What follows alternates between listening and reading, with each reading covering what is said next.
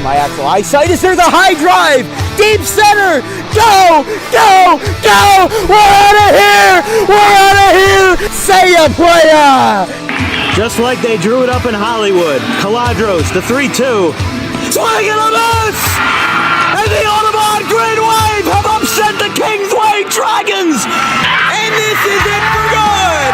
The Audubon Green Wave are back in the Final Four! A dog pile on their side! All right, ladies and gentlemen, welcome to DW Broadcasting's coverage of men's varsity. From our entire crew, we'll see you tomorrow. Have a good one, folks.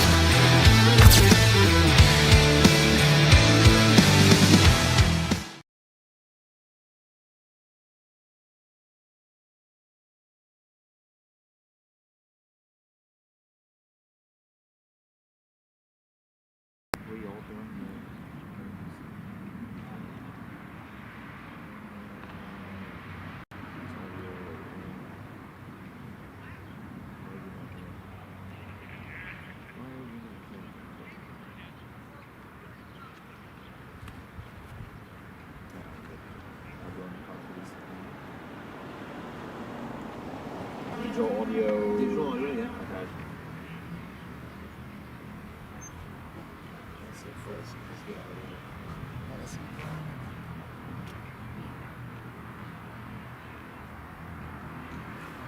here. All right, sorry for the delay, but welcome to Joe Barth Field. We're here for Game 2 of 2, here in the Thank You Classics Sunday edition, and we've got two Catholic schools squaring off, two powerhouses, one in the short conference, the Donovan Catholic Griffins versus the Pope John Lions. I'm Dan Wilkins with Vincent Folk, my producer today, and as the Griffins take the field, this has been an interesting season for both teams, and, well, I mean, look, Pope John 4-6 this year, but they are trying to snap a long skid that they've had since the start of the season. They started out 3-0 with 7-1, 7-6, and 3-1 wins over Chatham, Montville, and High Point. But then they have now lost 6 of their last 7, including 3 back-to-back 3-game losing streaks, with their 1 win smack dab in the middle, 2-1 over St. Peter's Prep.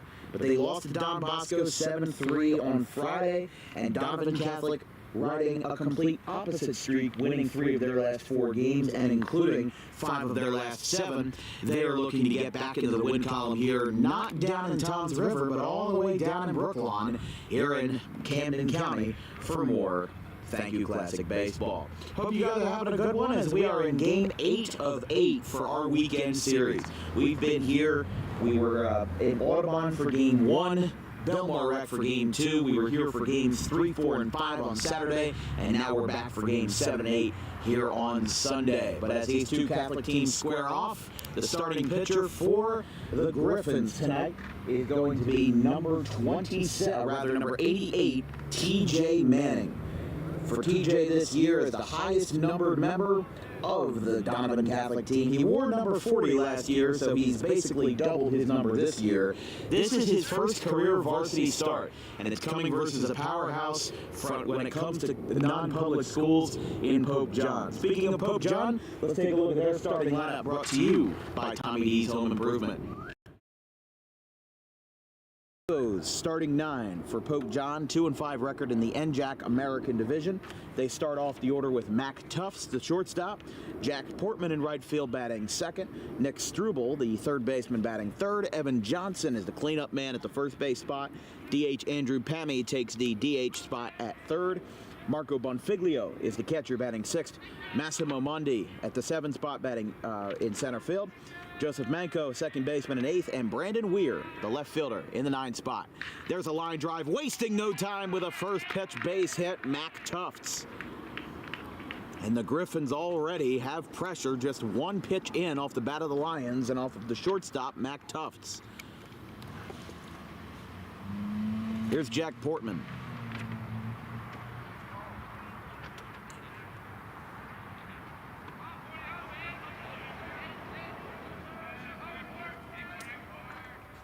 Talk about applying the pressure early. The lefty Portman takes a strike, 0-1. Jack Portman, the junior outfielder, a career .271 hitter, off to a bit of a slow start this year, 5 for 25, 2 career high school home runs, but an impressive 36 walks across 3 seasons. There's another strike, 0-2. 27 career RBIs, 39 for 144. His home run this year came on opening day in a 7-1 win for Pope John over Chatham. Went 1 for 2. Had a 2 RBI game in a 16-4 loss to Mendham as that one gets away. Tufts advanced to second for Pope John.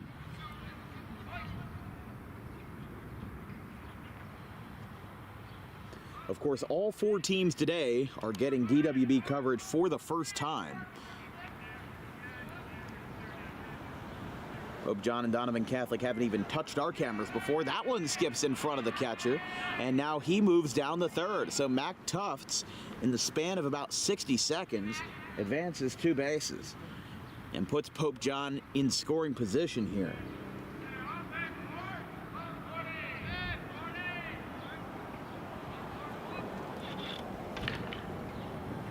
Hit out towards shallow center, take it in at second base. Ball taken in by Connor Bragg, and there's 1 away.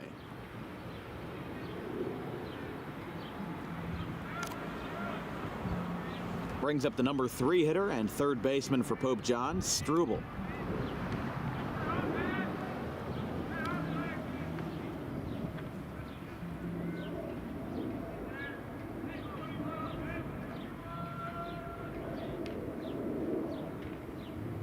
Struble, the junior, takes a strike.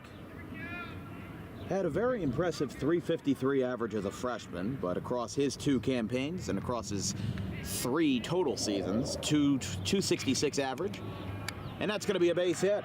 RBI number 25 for Struble in his career, drives in Pope John's first run.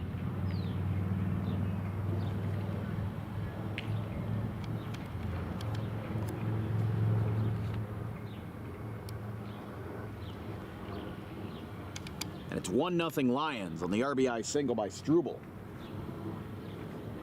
Already some early trouble for TJ Manning in his first career varsity start.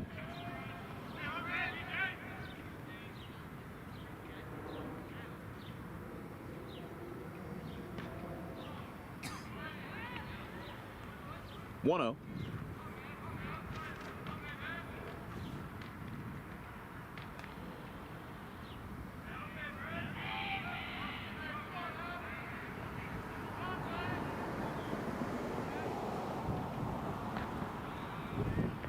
Another one. 2-0 to the cleanup man for the Lions, Evan Johnson.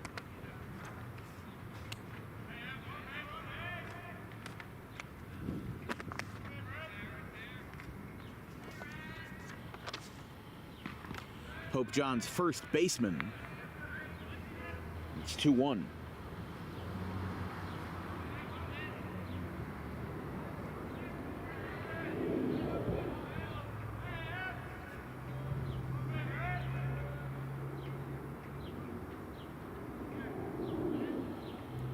Here's the pitch from Manning. Inside.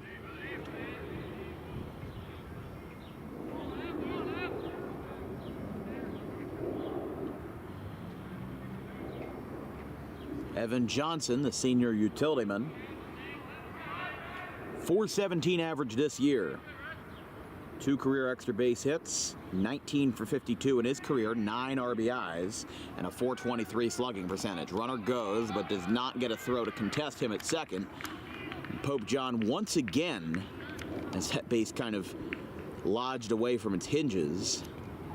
And very quickly, Corey Hammond coming out to talk to his men, trying to make sure that everybody's on the same page. Obviously, with Pope John up early, you know that you can take over this Colt team with their performances in the last couple of games. But again, when you're holding yourself to a 4-run deficit versus Don Bosco Prep, if you're not getting beat by 10, I think you're a good team. Donovan Catholic's defensive lineup tonight in the infield is going to be Ryder Simpson at first, Connor Bragg at second base, Henry Reze at short, And then at third base is going to be Dave York. And in the outfield from left to right, John Busco in left, Tyler Levine in center, and the right fielder Mike Santis in right, with the catcher Hunter Johnson. Popped up, shallow right field. Bragg is under it, and he makes the catch. 2 away.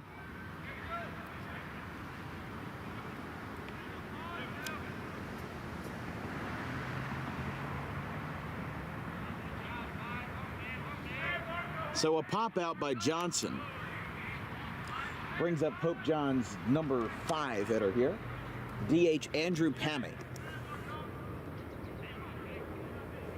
So 2 outs have been recorded on 2 flyouts to second and a base hit to right. Rounding third, he's going to come home and he's going to try to score. Throw is cut off, and an RBI single for the DH Pammy makes it 2-0 Pope John. As Struble comes around to score.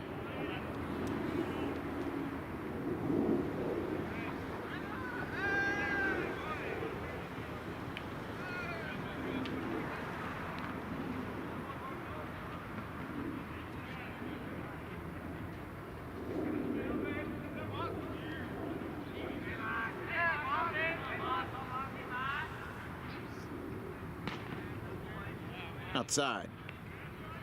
1-0 to the catcher, Marco Bonfiglio.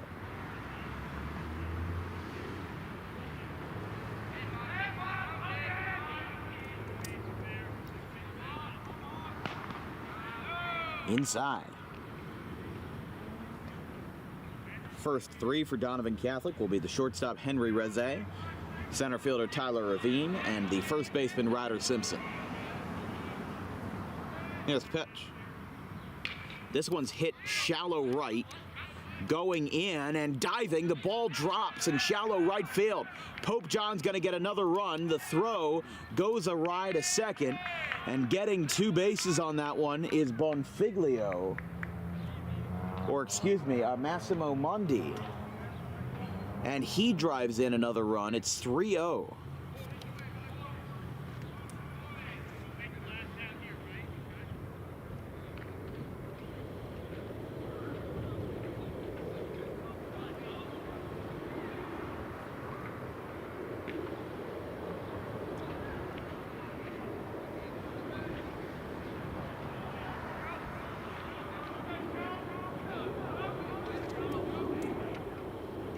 So here's Joseph Manco, second baseman for Pope John tonight, the 8th man to grab a bat this inning, as Pope John has extended their lead to 3 on an RBI double off the bat of Massimo Mondi.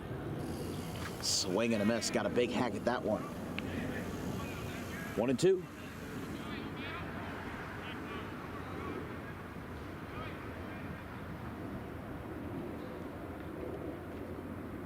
That's poked out to second base. Picked up by Bragg. Throw crosses in time.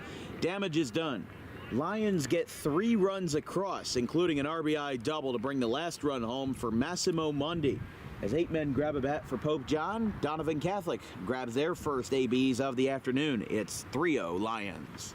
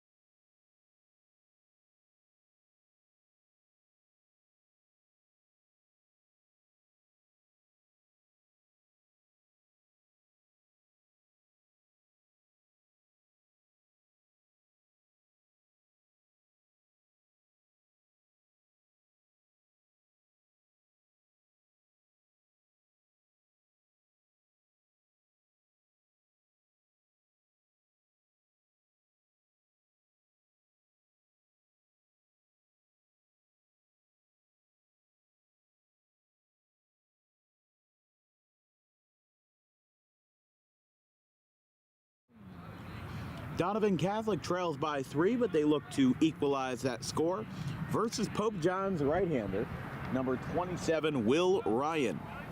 He gets the start for the Lions as we take a look at the Donovan Catholic Griffins starting lineup, presented to you by Tommy D's Home Improvement. For Corey Hammond's 6-3 ball club, your first 3 is Henry Reze at short, Tyler Levine in center, and Ryder Shannon at first. At the cleanup spot at the hot corner is Dave York. Connor Bragg at second takes the 5 spot as the first pitch is a strike. John Busco in left batting 6th, Hunter Johnson at the backstop batting 7th. Liam Scallon is the DH batting 8th, and Mike Santis is the right fielder, rounding out the order with starting pitcher TJ Manning.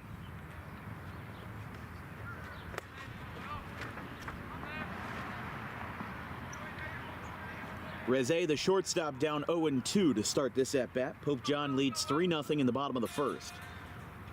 After a handful of RBIs, got them across early. No walks, no hit by pitches, just flat out pure hitting. That's what you like to see. You like to see teams winning because they're taking advantage of good pitching and turning it around to benefit themselves. Nothing cheap, nothing unearned. There's a breaking ball, and he's got his first strikeout. 1 away. Will Ryan sets him down.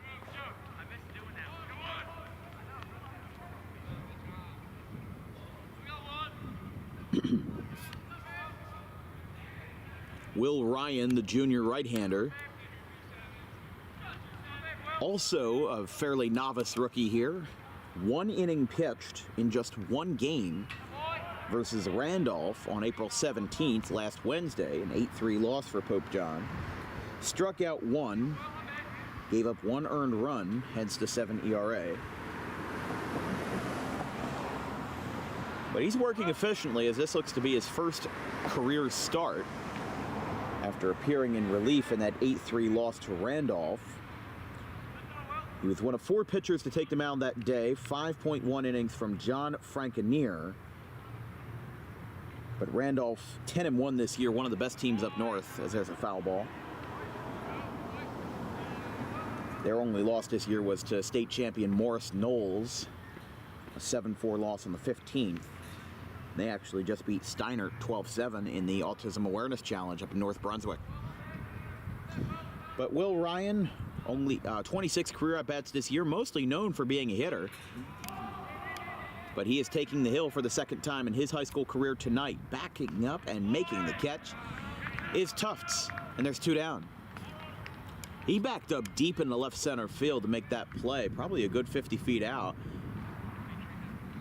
You know, straying away from his position to make the play. Not an easy choice.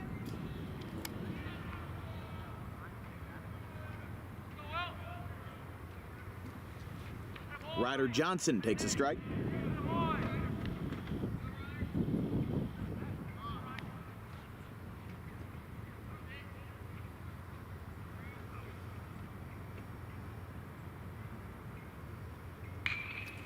Johnson gives it a ride out to left, and that's going to drop. And it's going to one-hop the fence for a very unusual ground rule double. Not something you see every day here at Gloucester Catholic's home field just because of how funky the dimensions are. But it one-hopped the fence and left. We've seen 2 home runs this weekend hit out that way. Seth McCormick of Gloucester hit one off the church. And just in the last game, Gavin Toth hit a 3-run shot that just got over the green fence in left field.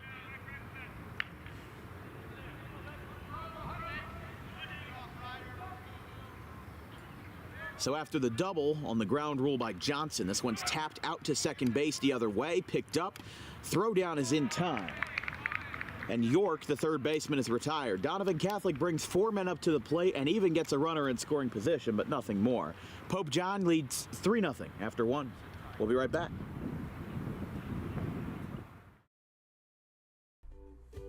In life, the road ahead is full of possibilities, but to navigate it safely, you need the right skills. Harper Driving School is the premier driving school serving Gloucester, Salem, and Camden counties. With experienced instructors, many of whom are teachers in local schools, we are dedicated to your success and will help you master the road with confidence.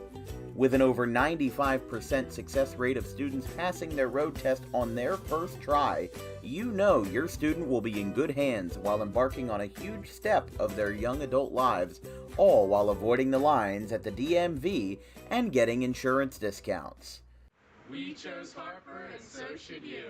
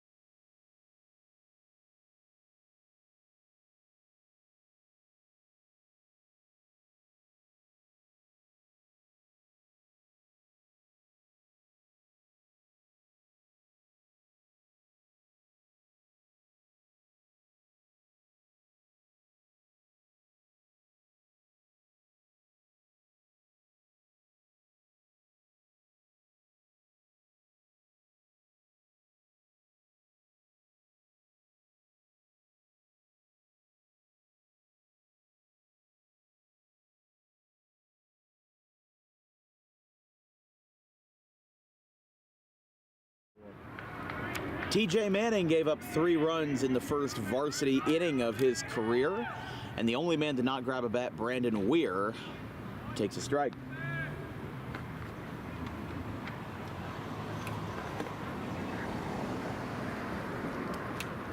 To the 9-hole hitter Weir, he fouls this one back. Pope John had an RBI single by Nick Struble, an RBI single by Andrew Pommy, and another one, an RBI double by Massimo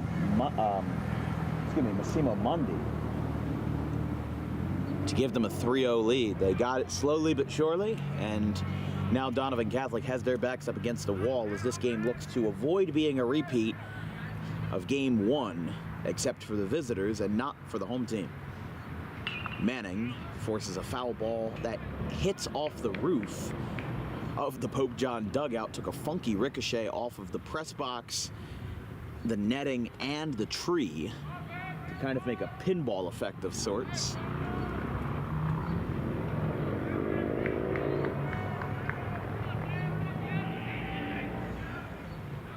Outside, 2-2.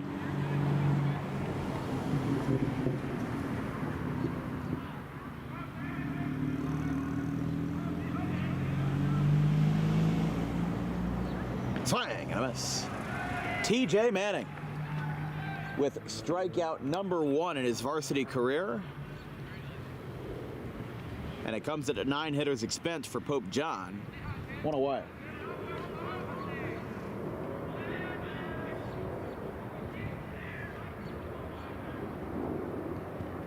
Turns it back over now to Mac Tufts.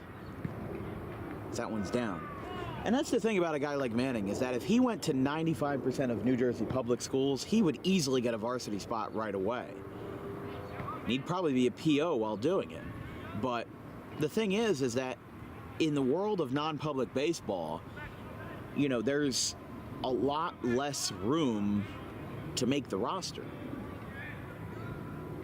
So sometimes these guys are transfers, but yet they have to play, you know, junior varsity for a year because they just didn't make the cut.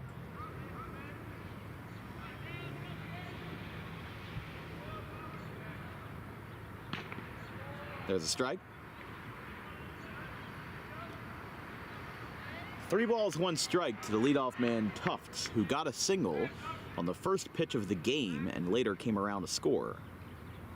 And he's going to be 2 for 2. That's a knock into left field.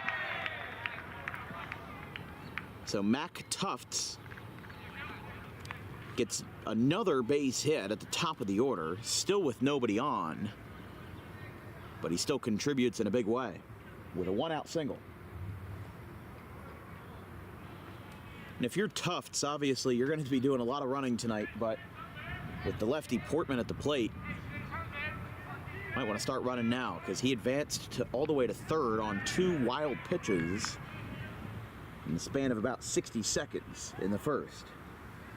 But as we said, he was the only one that didn't in the first, and then he struck out to lead off this frame. Here he goes. Portman sends a fly ball down the left field line, but out of play, and Tufts will have to go back.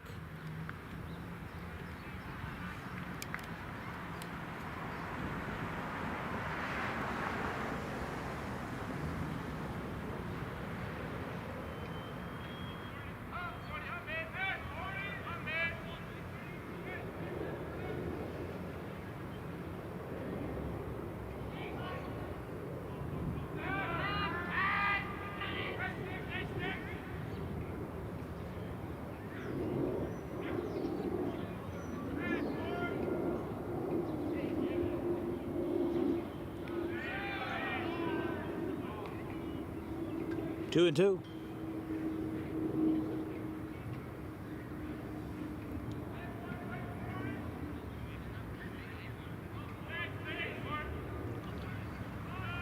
Runner goes. Portman swung at it, throw down, beat him, but the throw got stuck between second and short, and a stolen base.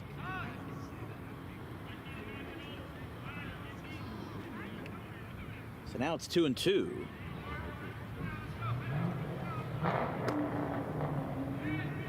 Two balls, two strikes. Pope John looking to extend their lead in the fourth.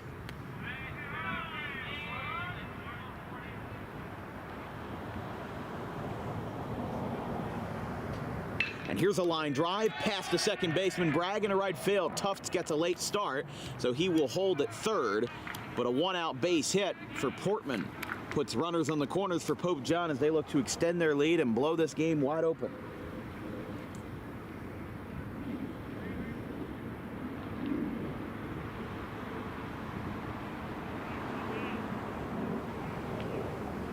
Pope John with 7 hits across this 1 1/3 frame. And 6 of those 7 hits are singles. 1 is that RBI double by Mondi. But everything else has just been simple, tugging the line. 1 hit, 1 hit, 1 hit. Don't need a 3-run homer to break the game open. You could just hit a couple singles back to back to back, and you're golden. And this is what Pope John seems to do well. So here's Struble. He had the first RBI of the game as that one misses. 2-0.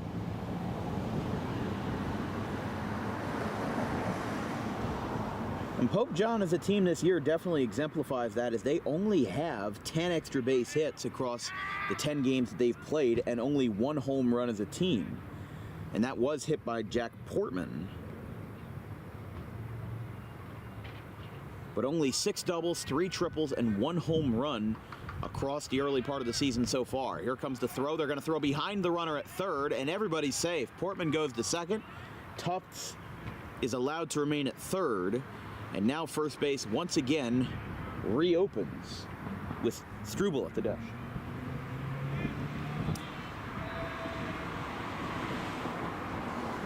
I understand the sentiment as to why they threw behind to get the third, but it just didn't work. Now that is ball 4. So that recently unoccupied base wastes no time in getting reoccupied as the cleanup man, Evan Johnson, the first baseman, steps in.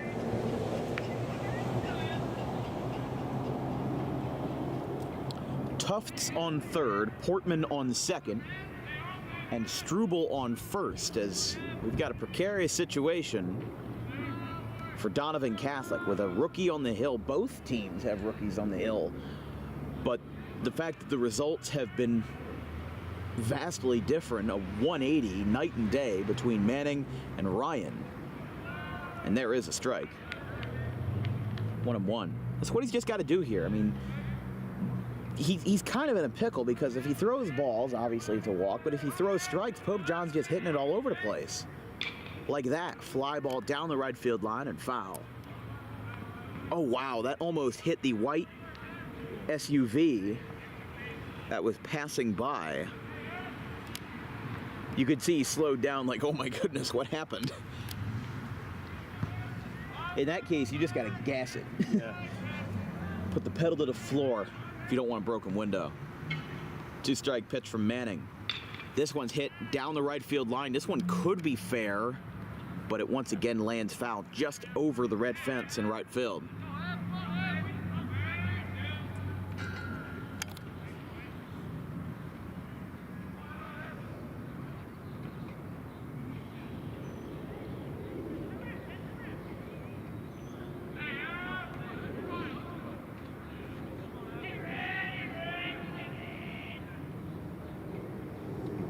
Swing and a foul tip. The ball actually popped out of the catcher's glove, so it will not be counted as strike 3, and he stays alive. Pope John with the bases loaded, looking to break this game open here in the top of the second. Manning delivers. Ooh. A little bit of chin music there, almost hit him. And it's 2-2. 2 balls, 2 strikes, 1 out. TJ Manning looking to prevent Pope John from running away with this one. That's down, and it's 3-2. Remember, Donovan Catholic brought 4 men to the plate in the first.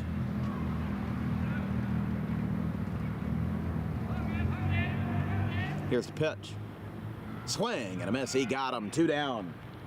A big strikeout for the 400 hitter Johnson. And here is Andrew Pami.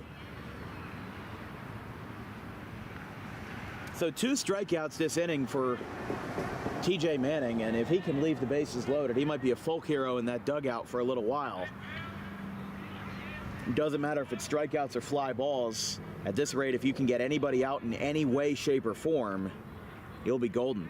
Donovan Catholic does have a right-hander warming up in the pen. That is number 20. Ripped, but lined right into the left fielder's glove. TJ Manning gives everyone in that Griffin dugout short of breath, but he gets out of it. 2 strikeouts and a line out to left. Manning bails out the Griffins. It's still 3-0 Pope John after 1.5. Tommy D's Home Design Center has opened a second location on Creek Road in Belmar, operating in Philadelphia for over 25 years and now expanding into South Jersey. Tommy D's is the place to go for kitchen cabinets, countertops, and cabinet accessories, heavily discounted compared to big box retailers. Stop in, take a seat, and watch as our experienced kitchen designer makes the kitchen of your dreams right in front of you. Tommy D's is the best in the business for quality kitchen countertops and cabinets that fit all budgets. Call us today at 856-210-9504 or visit the new location in person on the corner of Creek Road and Harding Avenue in Belmar next to the 42 on-ramp.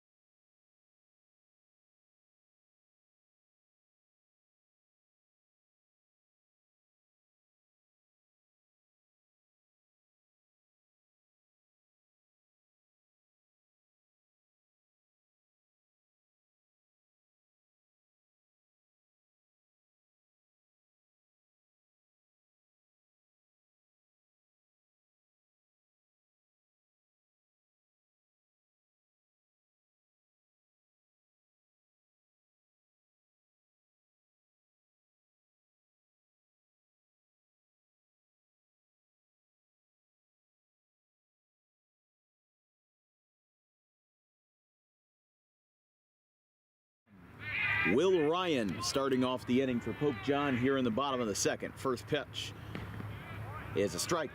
Donovan Catholic and Simpson got a ground rule double with 2 down, but did not score. Pope John left the bases loaded in the top of the second, thanks to 2 strikeouts and a line out from the rookie TJ Manning. Here's the pitch from Ryan. Like I said, you can call both of these guys rookies. Manning had 0 high school innings going into this game. Ryan had just 1, which was back on Wednesday. So both of these guys are fresh out of the oven cooking.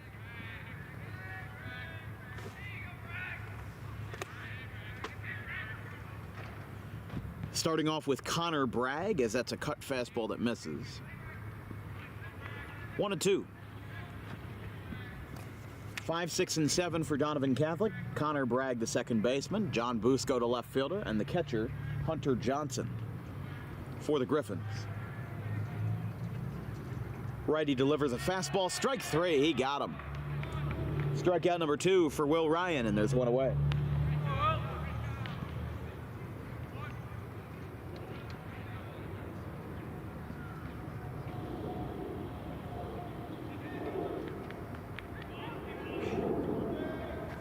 Here's John Busco. This broadcast is brought to you by Tommy D's Home Improvement. Make your dream kitchen come true today with wholesale kitchen cabinets and countertops at heavily discounted rates. Visit today at 612 Creek Road in Belmar, right off of the 42 on-ramp.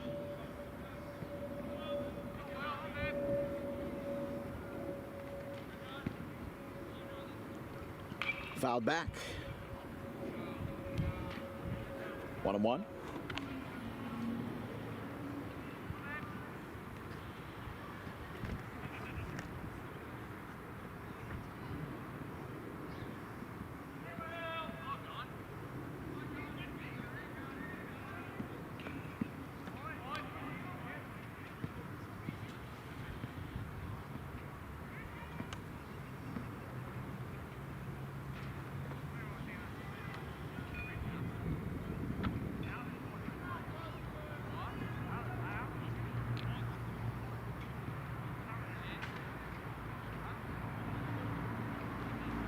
Colin Johnson appears to be warming up in the pen for Donovan Catholic.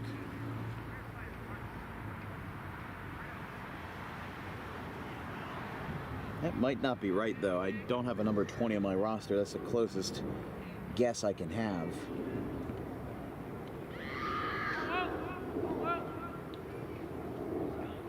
Yeah, I'm not sure.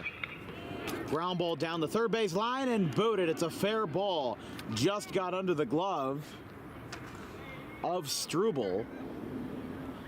But since it didn't touch him, it'll be a base hit for John Busco. Here's Hunter Johnson.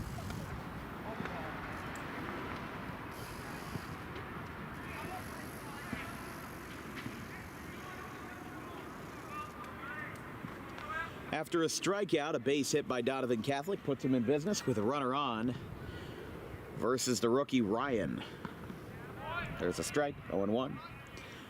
For DWB's schedule for the remainder of this week, we start off Monday with a colonial clash between Haddonfield and Audubon. Tuesday will be Oregon and the Bulldogs versus the Camden County Cougars. Wednesday will be more Audubon. Woodstown goes to town and comes to town as there's a base hit in the left field. That'll be picked up as Weir brings it in, and back-to-back singles off of Ryan give Donovan Catholic some life here in the second.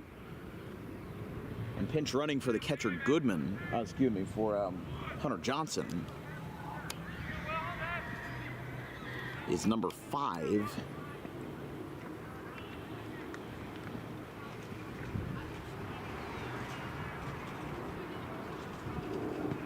Appears to be Jack Dolan, from what I can tell.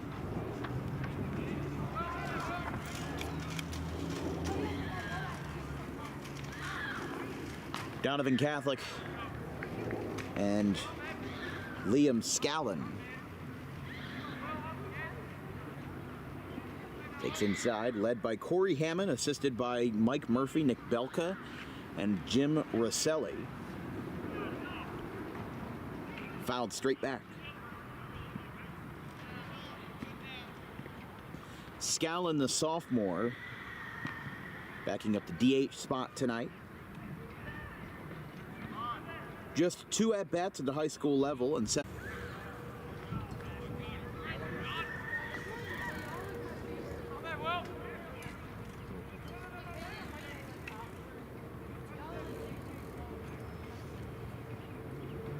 Very convenient that for the little hiccup we had in the broadcast where it froze, the pitcher stepped off the mound. Yeah.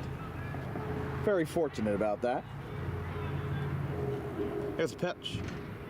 Swing, a miss, and a spiked bat. Strikeout number 3 for Will Ryan. It's 2 away.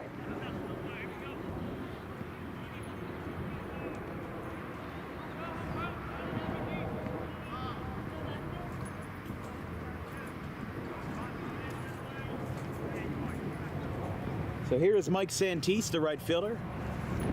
Takes inside, 1-0. Number 9 spot for Donovan Catholic.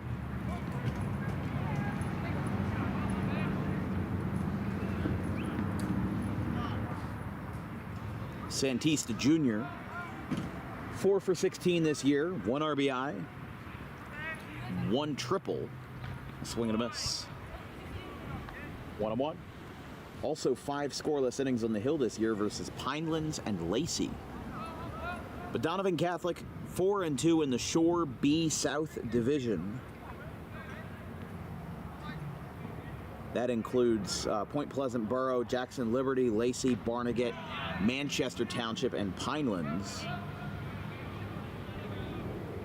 That's 1-2.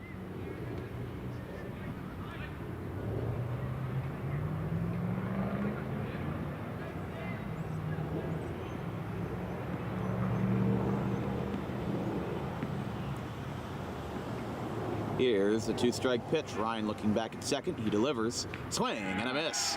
Back-to-back strikeouts halt the threat for the Griffins.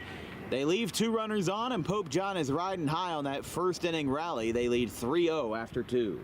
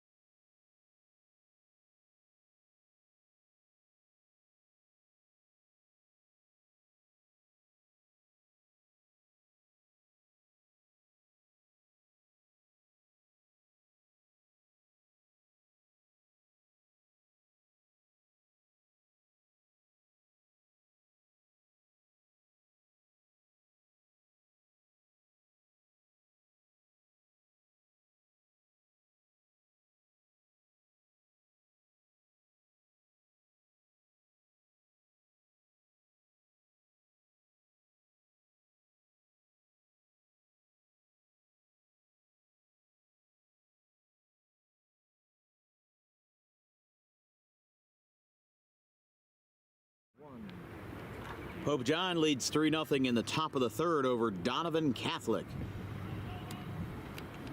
As TJ Manning is out and Donovan Catholic's number 20 is in. Good thing they've got the last name on the back of their uniforms. That is, looks like that said Cherry.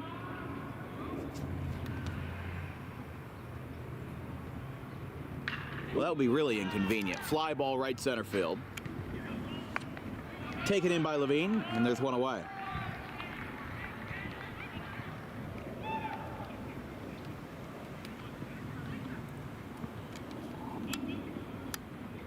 Yeah, it definitely does say Cherry, but there's no Cherry on the roster.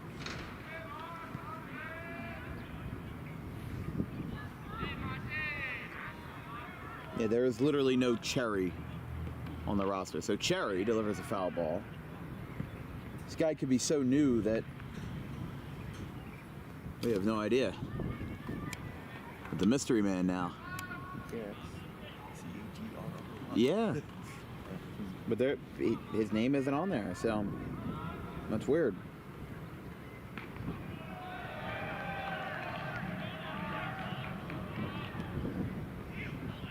0-2 quickly, though.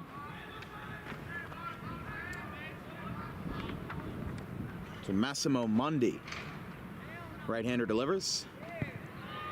Down. The final line for TJ Manning, 3 runs, all earned, 7 hits allowed, and 2 strikeouts. But definitely a pat on the back for getting Donovan Catholic out of the jam in the in the second. Floater in the center, that's a base hit.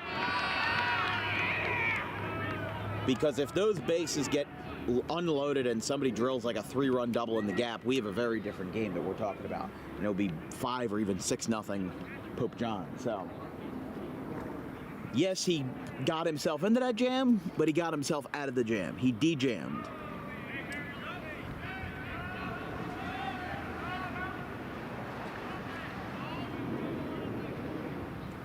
That base hit for for Pope John is their 8th hit of the night.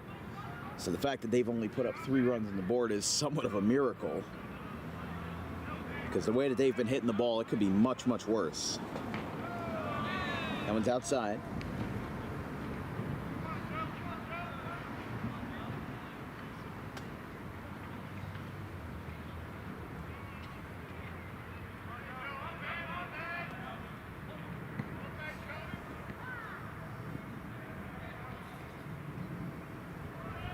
Runner goes, throw down to second base is not in time. He just got around it. Whew, tough call. Especially considering the fact that he didn't slide.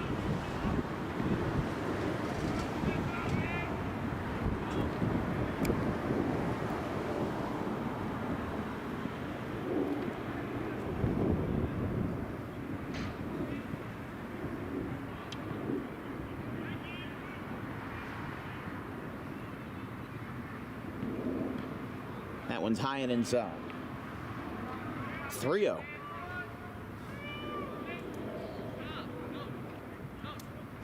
To the second baseman, Manco. He grounded out to second to end the threat in the first. After 8 men grabbed the bat. And that's ball 4. Wow. It's not even the same home plate umpire from game 1. It's a little surprising. So here is Brandon Weir.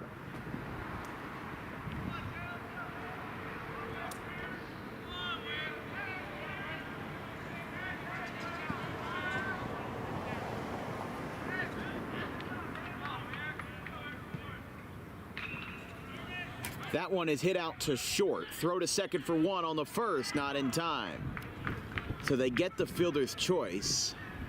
Runner moves to third, and there's 2 down.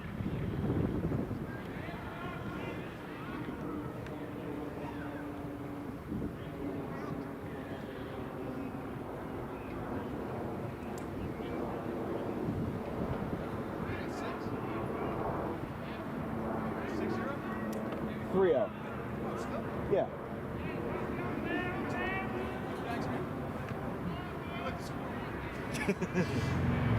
2 for 2 to the leadoff man Tufts, and there's a strike. 0-1.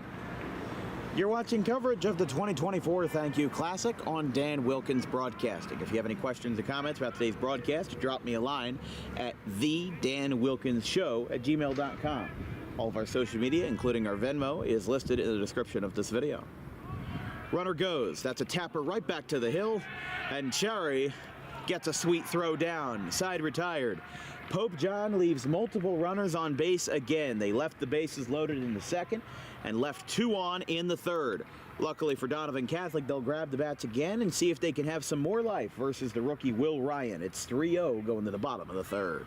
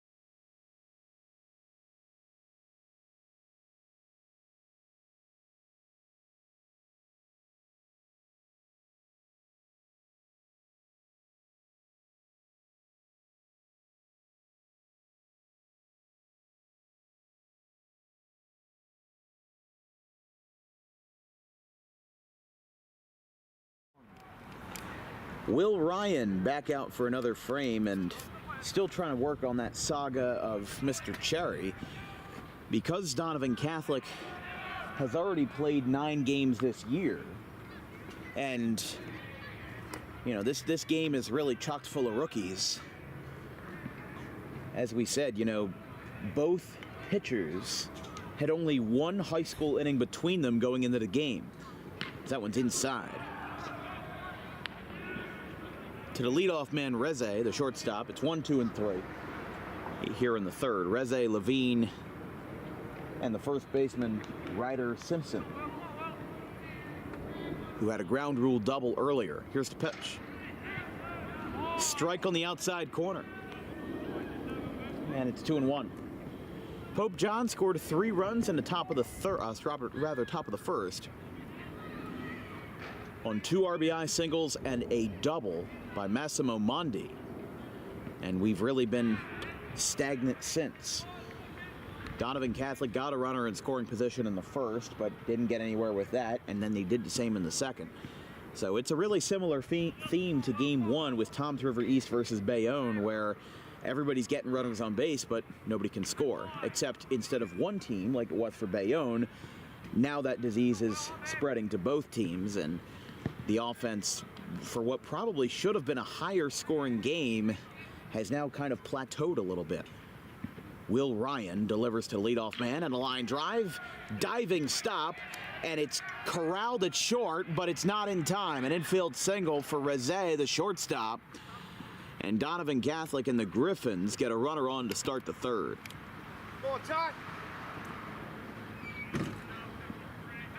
So here's Tyler Levine. He popped out softly, to the shortstop in the first inning. Pope John had gotten the first 2 outs easy in the first, and then the situation was complicated with that double by Simpson. Took a 1-hop and hit the church in left field. That one misses. Donovan Catholic started the year off 3-1, splitting a series versus Point Pleasant Borough and sweeping Pinelands. Pinelands 0-8 this year, the only winless team in the Shore B South Division. And they have won 3 of their last 5. Held their own versus one of the best teams in the state, Del Barton. 7-5 final versus them. Then they lost versus another great team, Jackson Liberty, although they are 3-4 this year. I'm thinking of Jackson Memorial, I apologize. 6-5 the final to them. 6-4 over Lacey and 3-1. So with an interim game in between, they swept that series. And then a 1-0 win as the 2 seed over Central Regional and Manahawkin in the first round of the Ocean County tournament. As we said, Toms River East is the 1 seed in the Ocean County tournament. Donovan Catholic is the 2 seed. So it's a shame these two won't be playing each other here in the Thank You Classic. A floater in the right, a nice catch, and now he's going to double him off. Throw down. No, the throw gets away. The throw is airmailed over the first baseman, and Donovan Catholic just got miraculously lucky. Wow. That was about a foot away from being a double play, because he was booking it, running down the second base, thinking that Weir wouldn't make, or rather, that Manco wouldn't make the catch. So he was banking on that, and then he's halfway down the line, has to book it back around and head the other way. So if that throw is more on target, that's a double play, and that's something that you think about on the bus ride home. But he got lucky, man. He got lucky. But now for Ryder Simpson, who had the ground rule double in the first. We know he can swing the bat well, but whether he can get some air on it is another question, as that one's high at the letters. 1-1. And obviously the question is he going to be able to drive in some runs for the Griffins? Because they know they can beat Pope John. They know they can give him a fight. That one's high.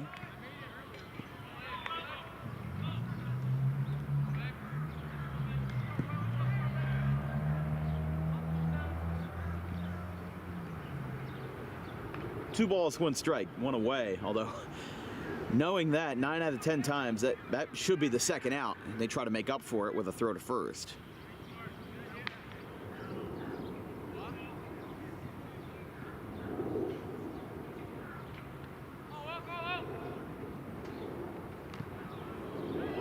Ball 4.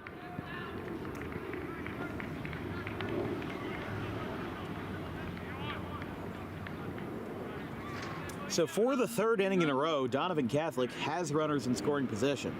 They did it in the first on the Simpson double. They did it again with the Busco single. And now they finally hope that the 3rd time is indeed the charm. And they look to get on the board and break the stalemate here with the cleanup man, Dave York, the 3rd baseman who grounded out to second his first time. Will Ryan so far, a handful of hits allowed, but had 3 strikeouts in the second, 4 total tonight, and no runs allowed.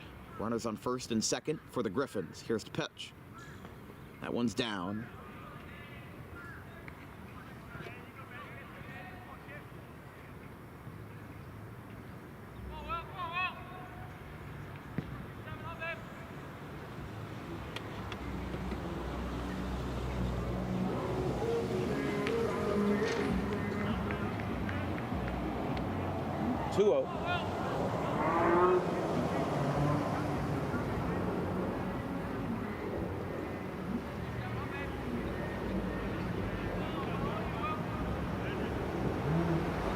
And now before the pitch, coach is coming out to talk to him. Coach Manco. Obviously just a point of concern for Pope John, because you don't want a situation like this to get out of hand, and you want to kind of right the ship when you still can. You don't want to be down, but you don't want to be down looking back saying, what could we have done? You want to look at it now and say, okay, what can we do to fix the situation? Pope John has a pitcher warming up in the pen, but he has his warm-up hoodie on, so we don't know who that is yet. Seems like a right-hander who's possibly going to be Ryan's replacement, but what we were saying was that Donovan Catholic, they're bringing up a lot of youngsters. Cherry, apparently, from what we understand from the source, is that he is a JV player who was brought up for this game because they have been playing so many games lately that it's almost impossible to keep everybody under the 110 pitch limit. Because that's what you got to do. When you're playing games like this, when you're not only involved in how many conference games you have to play, and when you consider that the first week of the season had 3 days in a row of constant rainouts, that pushed everything back, and the burden fell on everyone.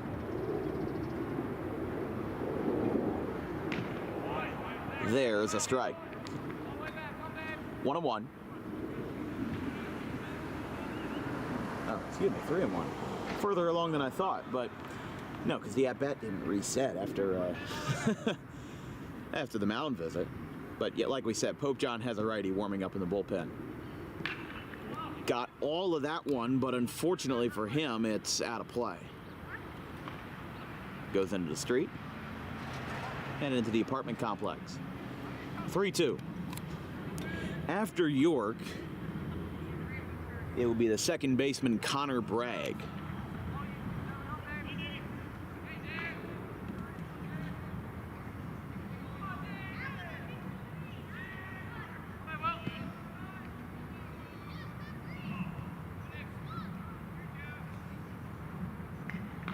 Up and in, ball 4.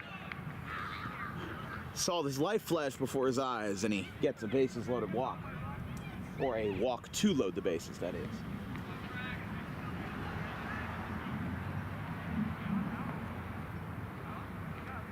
Back-to-back walks for Will Ryan. And now Connor Bragg, the second baseman who struck out his first time, is going to look to pounce and get a little redemption off of Will Ryan, and he could do it if he clears the bases to tie the game. Line drive, wastes no time in the center field. That's a one-hopper, one-run scores. Everybody moves up 90 feet. And Donovan Catholic's got an RBI. Rezzy scores on the play. And an RBI single that moves the wagon down the corner. A one-out knock for Bragg. Puts Pope John in a tough spot here versus John Busco, who singled off of Ryan in the second.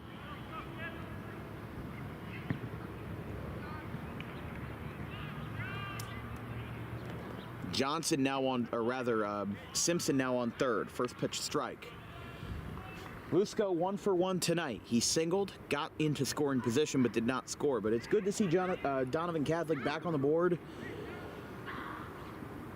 especially after it looked like Pope John was going to keep their momentum from the first. Griffins have kept them in check. He ducks all the way down. He almost folded himself in half, and it's a called strike. That's called a good curveball. That is called a good curveball. If you can do something like that and make a batter think the ball's going to hit him in the ribs and then it curves back into the zone, obviously we don't get the best angle because we're not straight on. We're a little bit off to the right. Like, we're playing where the right fielder plays. He is actually a little bit to our right, but this is kind of like the Audubon angle a little bit, where you're not straight up in center field, but you're decently close to it.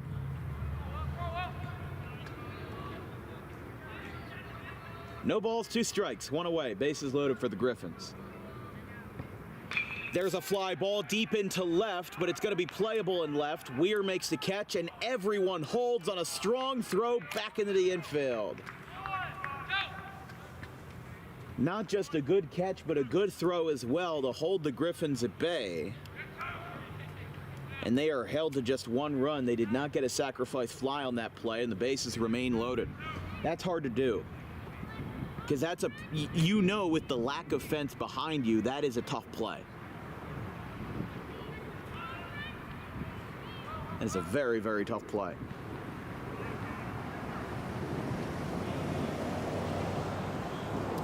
Here's Hunter Johnson, the catcher.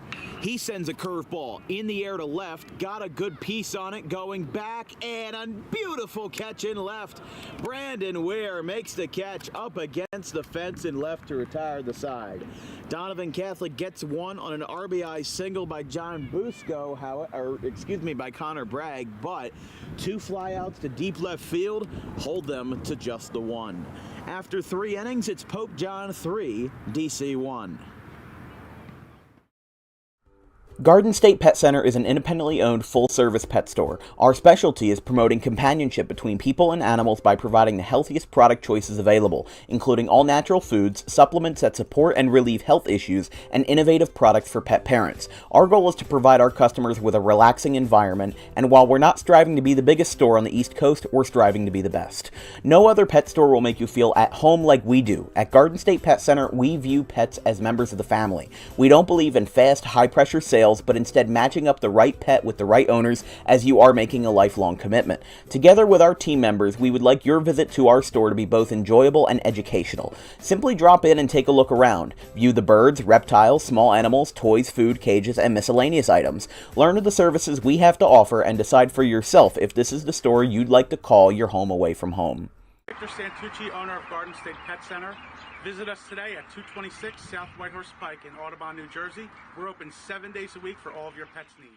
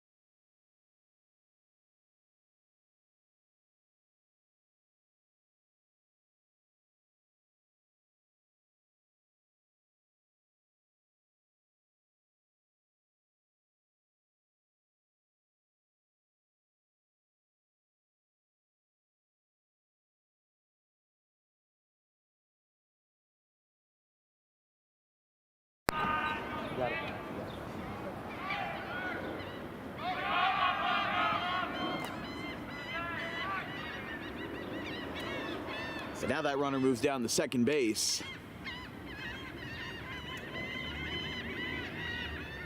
Wow, Donovan did really bring the shore of the Shore Conference back to Brooklawn with those Seagulls.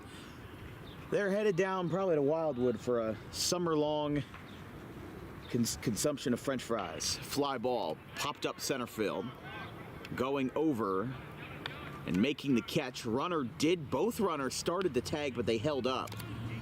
There's finally one away. That breaks the streak of 5 hits in a row as Pope John has put an onslaught here.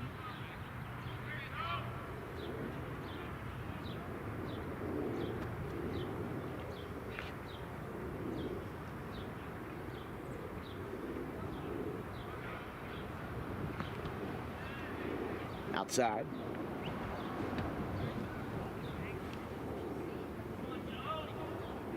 To the second baseman, Manco.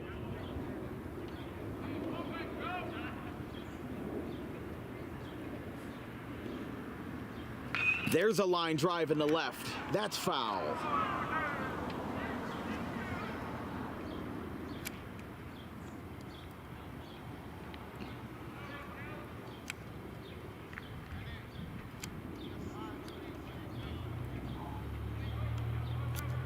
We'll try it again. 1 ball, 1 strike, 1 out. Donovan Catholic looking to stop the bleeding. And they might have just cut another hole. There's a pop-up. It is caught, though, by Rizet. There's 2 away.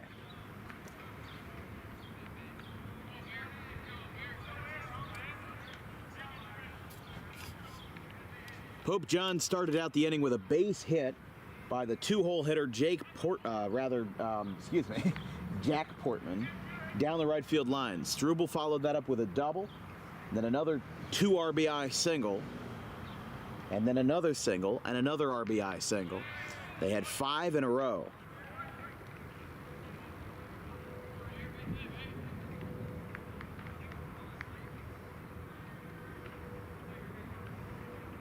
Pope John with 6 runs on a very impressive 13 hits here in the top of the 4th. And only 1 error in the field for Donovan Catholic. For the Griffins, they've got 1 run on, 5 hits. They've gotten a handful of walks.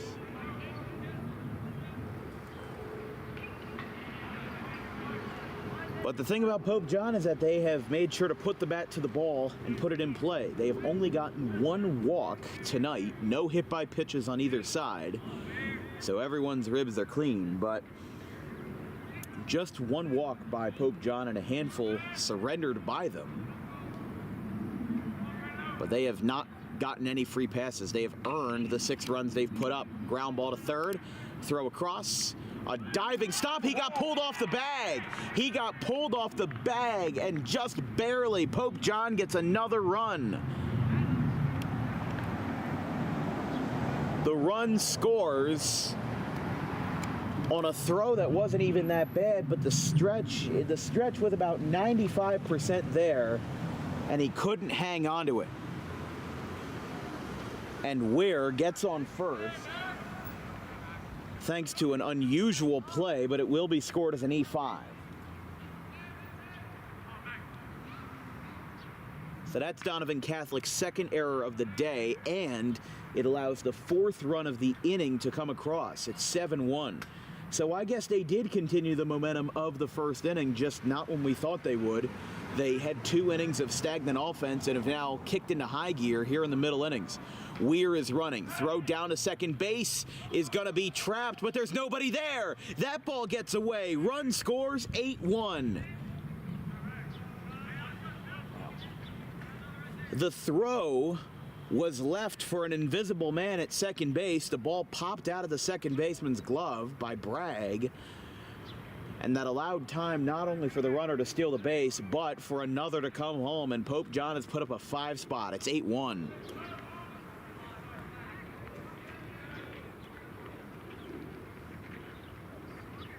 So now Benefiglio's runner has scored, and there's another one. That ball gets away. It's going to roll past everyone. It comes to a screeching halt. He's got trouble with it. Tufts with an RBI double. It's 9-1.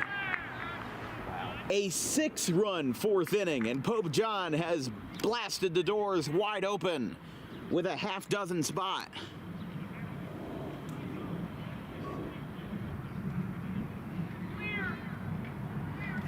Tufts at the leadoff spot finally gets an RBI, and they take Cherry out of the game here in the top of the fourth. Donovan Catholic with a pitching change. Hammond decides to bring somebody else in. Donovan Catholic burning now through their third pitcher tonight. It will start out with number 13, Cimarelli, and Pope John is going to look to continue their hot bats as they bring a second rotation of the order up. Batter number 10 coming through in just a moment. We'll be right back.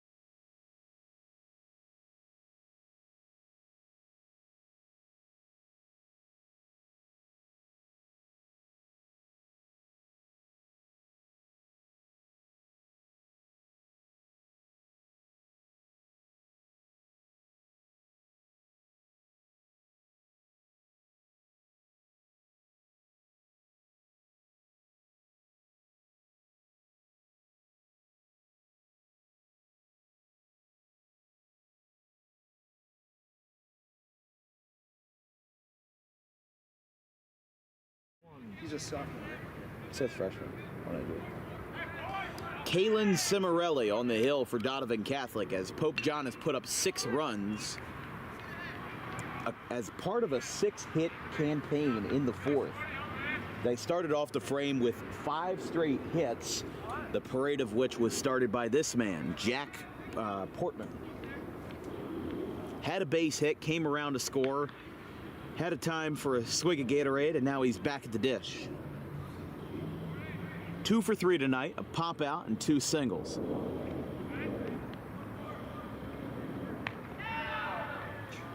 That's a ball. 2-1. Well, when Donovan Catholic comes back to the plate, they will have their 8, 9, and 1 hitters, starting off with Scallon, the DH. It's 3-1.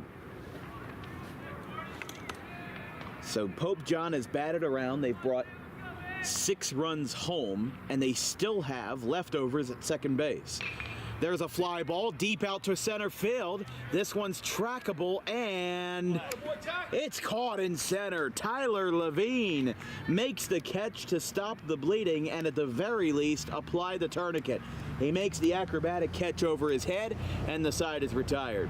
Donovan Catholic, they've got loads and loads of work to do. They trail by 8 going to the bottom of the 4th. Garden State Pet Center is an independently owned full-service pet store. Our specialty is promoting companionship between people and animals by providing the healthiest product choices available, including all-natural foods, supplements that support and relieve health issues, and innovative products for pet parents. Our goal is to provide our customers with a relaxing environment, and while we're not striving to be the biggest store on the East Coast, we're striving to be the best. No other pet store will make you feel at home like we do. At Garden State Pet Center, we view pets as members of the family. We don't believe in fast, high-pressure sales, but instead matching up the right pet with the right owners, as you are making a lifelong commitment. Together with our team members, we would like your visit to our store to be both enjoyable and educational. Simply drop in and take a look around. View the birds, reptiles, small animals, toys, food, cages, and miscellaneous items. Learn of the services we have to offer and decide for yourself if this is the store you'd like to call your home away from home. Victor Santucci, owner of Garden State Pet Center. Visit us today at 226 South Whitehorse Pike in Audubon, New Jersey. We're open 7 days a week for all of your pets' needs.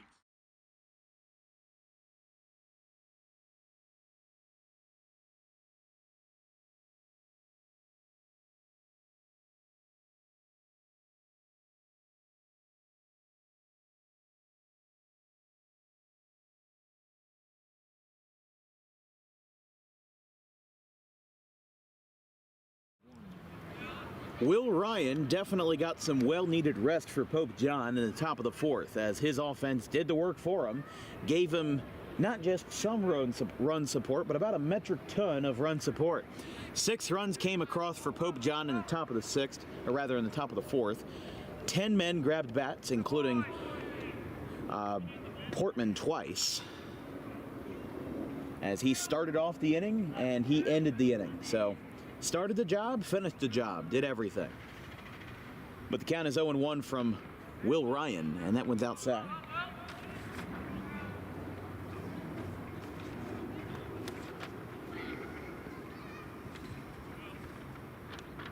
It'll be Scallon, Santise, and Rizet for the Griffins in the bottom of the 4th, as there is a strike called.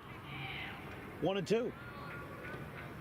Pope John 9, Donovan Catholic 1 here in the final game of the Thank You Classic here from Brooklawn. Our 8th game that we have covered this weekend.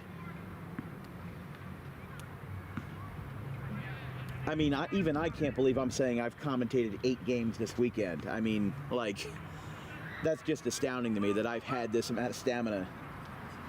Because that's just crazy.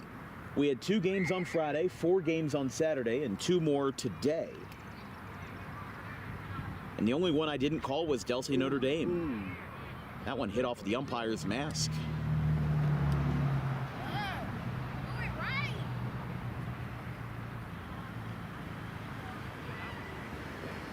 The only one I didn't call was Delsey Notre Dame. My protege, Gavin Van Rel, called that one.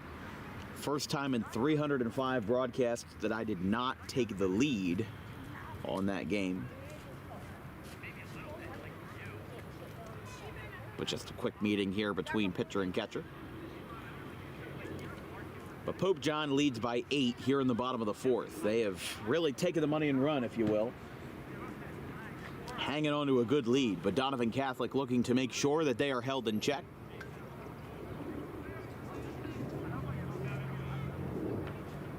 Scallon, the DH, struck out his first time, and he'll strike out again. Swing and a miss.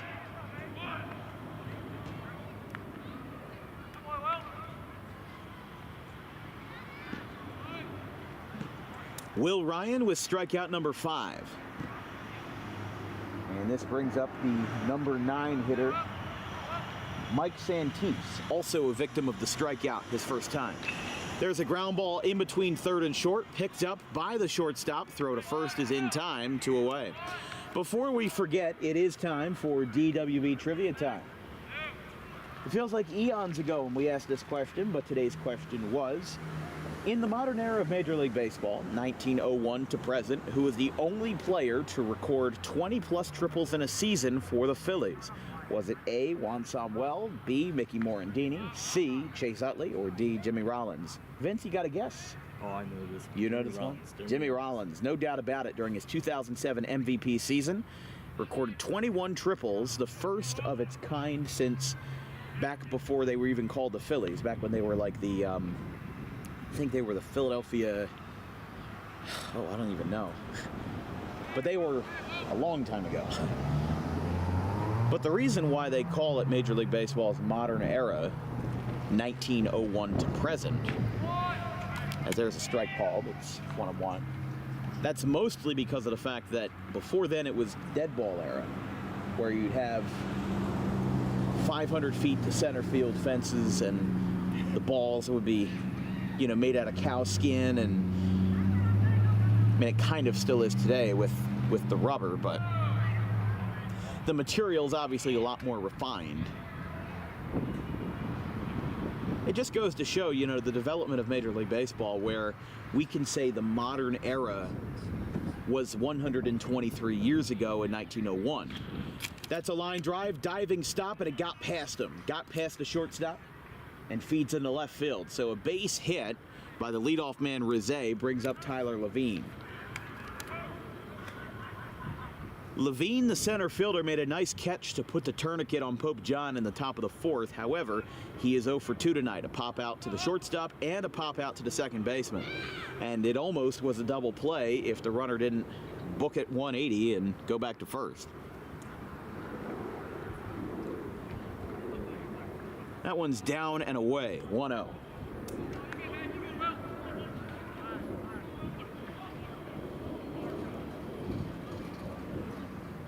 Levine, a junior, a career .365 hitter, .447 slugging percentage, had 2 home runs in his rookie season last year for the Griffins. 23 RBIs as a little floater out towards shallow right, going over and making the catch, side retired. Levine now 0 for 3, and the Griffins still with only 1 run on the board. Pope John, if they put 2 runs on the board and hold Donovan Catholic scoreless after another inning, they could be going out of here in a simple 5 innings. But we'll have to wait and see. After 4, it's 9-1 Pope John. Garden State Pet Center. In life, the road ahead is full of possibilities, but to navigate it safely, you need the right skills. Harper Driving School is the premier driving school serving Gloucester, Salem, and Camden counties. With experienced instructors, many of whom are teachers in local schools, we are dedicated to your success and will help you master the road with confidence. With an over 95% success rate of students passing their road test on their first try, you know your student will be in good hands while embarking on a huge step of their young adult lives, all while avoiding the lines at the DMV and getting insurance discounts. We chose Harper, and so should you.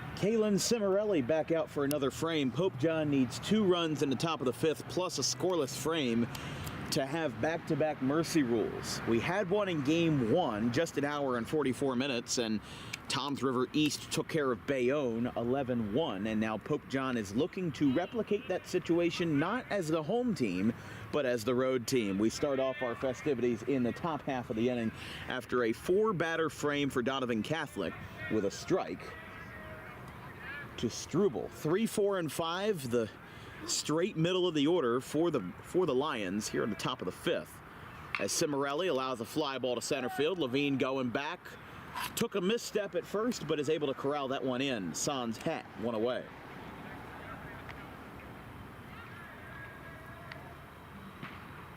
A little cooler than it was on Saturday. I think part of that has to do with the fact that there's no sun as there was yesterday, and still decently cold.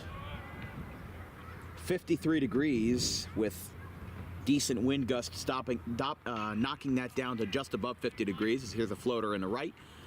Playable and caught by Santine, 2 away. So very quick, Pope John is taken care of here in the middle of the order. 2 up, 2 down.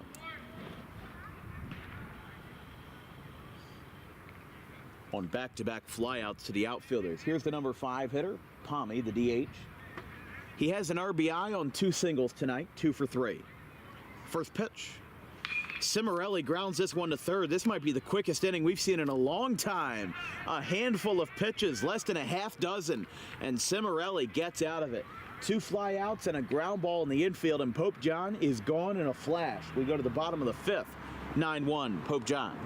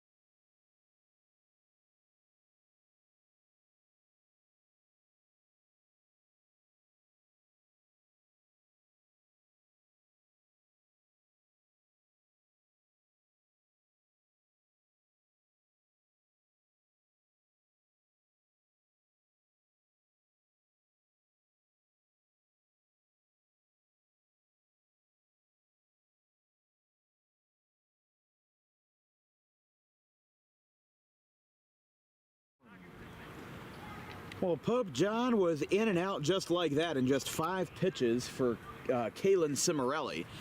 And we've got a new pitcher for Pope John. He had been warming up in the bullpen for a little while, but now Coach Menko has decided to make the switch. That is number 40,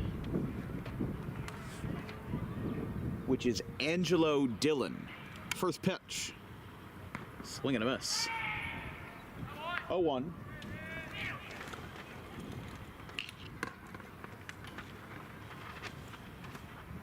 Two very quick flyouts and a first pitch ground out took care of Pope John in the 5th. They still need 2 more runs for this game to end prematurely, but with Donovan Catholic holding them in check with Cimarelli, he may turn into a long-term reliever in this frame and for the rest of this game. I don't know, but Donovan Catholic does have a lefty in the bullpen. Ground ball in between third and short. Another one picked up. This time he's got trouble with it.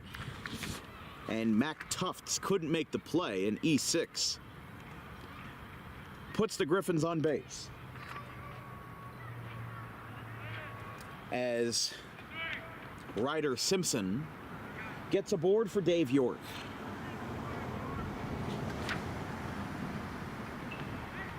York 0 for 1, a ground out and a walk to his name tonight.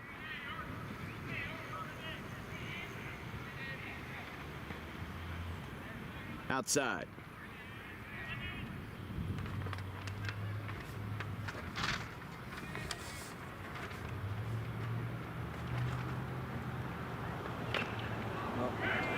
That one's a floater that drops in right. There's a base hit. They might go for the fielder's choice at second.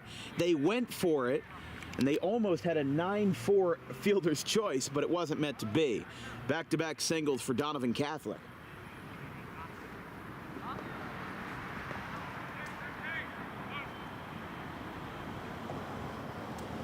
So here is Connor Bragg. He has had Donovan's only RBI, an RBI single in the second, which made it a 3-1 game and seemed like a very formidable comeback then.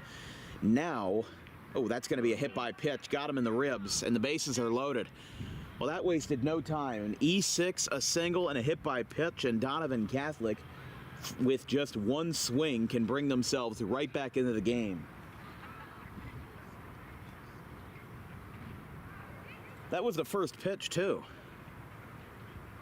And now here's John Busco. He's 1 for 2, a single and a flyout tonight. Angelo Dillon, the senior right-hander, had 2 1/3 scoreless innings last year and 5 2/3 scoreless innings this year. He has not allowed an earned run. And if you want to count the last time that he did, you have to go all the way back to May 23rd, 2022. When he pitched 2 innings and allowed 2 earned runs versus Morris Knowles in a 9-5 win in an 8-inning game at the end of the regular season. High tapper foul. And that was as a sophomore, so he didn't have that many opportunities then. But across 10 innings, a 1.4 ERA, 5 runs allowed, 2 of them earned, so he allowed 1 run in 2023, but he's had 4 scoreless appearances this year. An inning versus Mendham, 2 innings versus Don Bosco Prep, a 3rd inning versus Randolph where he just needed to get an out, and he did, and 2 1/3 versus Roxbury. Now, the only caveat is that in all 4 of Dillon's appearances, Pope John has lost. He has appeared in 4 of 6 losses. And there's a strikeout with the bases loaded to Busco. 1 away.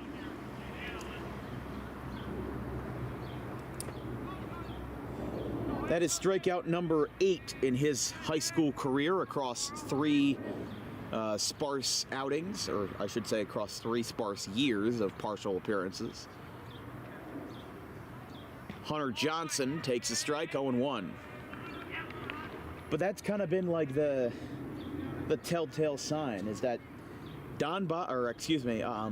Pope John is 0 for 4 and 0-4 when Dillon appears in the game. So that one skips away. This might be their safest bet yet, having him up in a game by 8. But when he appeared versus Mendham, they lost 16-4. 3-2 loss to Roxbury, 8-3 loss to Randolph, and 7-3 loss to Don Bosco. So that's where you get a little convoluted, is that, well, did you put him in when you were losing, or did you put him in when he was winning? Because obviously, if he was 0 for 4 in those games, but yet didn't allow any runs, then he might have been a stopgap solution for Pope John. But right now, he's looking pretty good. He's 1-2. Got that strikeout and seems to be recovering after giving up an error, a base hit, and a hit by pitch to load the bases. No room at the end. Here in the bottom of the order with the number 7 hitter, Hunter Johnson.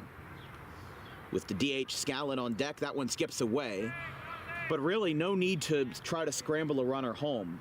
That is a very thin backstop behind the plate here in Gloucester Catholic. if you walk behind there, I mean, there's really maybe 5 feet between the back of the dirt and the red fencing behind the dish. You really don't have a lot of room to run. It's not a wide backstop. There's a couple places where that would happen, and it makes that walk-off wild pitch from Saturday in St. Peter's Prep versus Cherokee, it makes it even crazier because of that. That skips away. But Donovan Catholic's best solution right now, if he's not throwing strikes, don't swing the bat. It's simple as that. What do you have to lose? Sometimes you got to get a little crazy with it in a situation where you're far away from home. You got a couple wild cards up your sleeve, down by 8.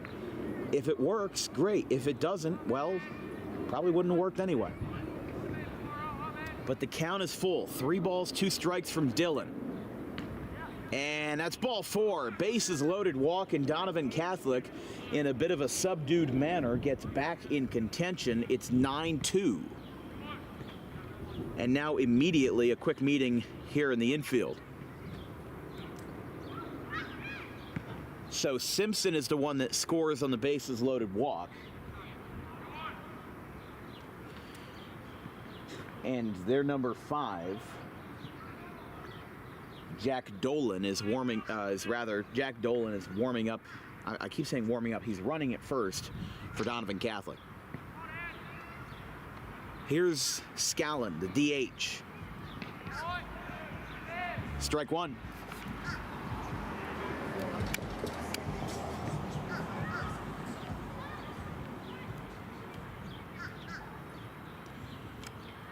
Nowhere to run, nowhere to hide. Bases loaded with 1 away. Here's the pitch. Fly ball coming in center. 3 guys are calling for it, and it is caught. Everybody holds, and a big out for Scallon brings up the bottom of the order. And Pope John has an opportunity to get out of this one with very, very minor damage.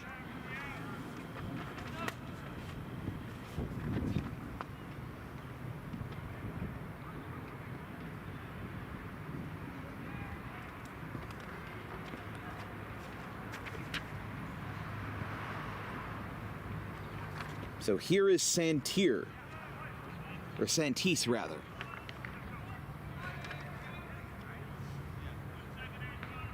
He's 0 for 2, a strikeout and a ground out. Count is 0-1 versus Dylan. But with the bases loaded, Donovan Catholic has an opportunity to make some damage, but not on a swing like that. If the inning continues, the lineup would turn back over to the top for Rizé.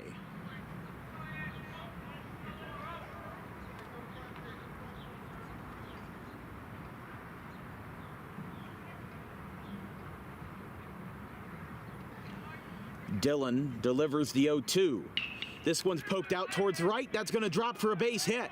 1 run will score, and Donovan Catholic all of a sudden has put 2 runs up, and the top of the order is coming up. The bottom half produces. And Santis ends the 0-for here with Rizé now at the dish.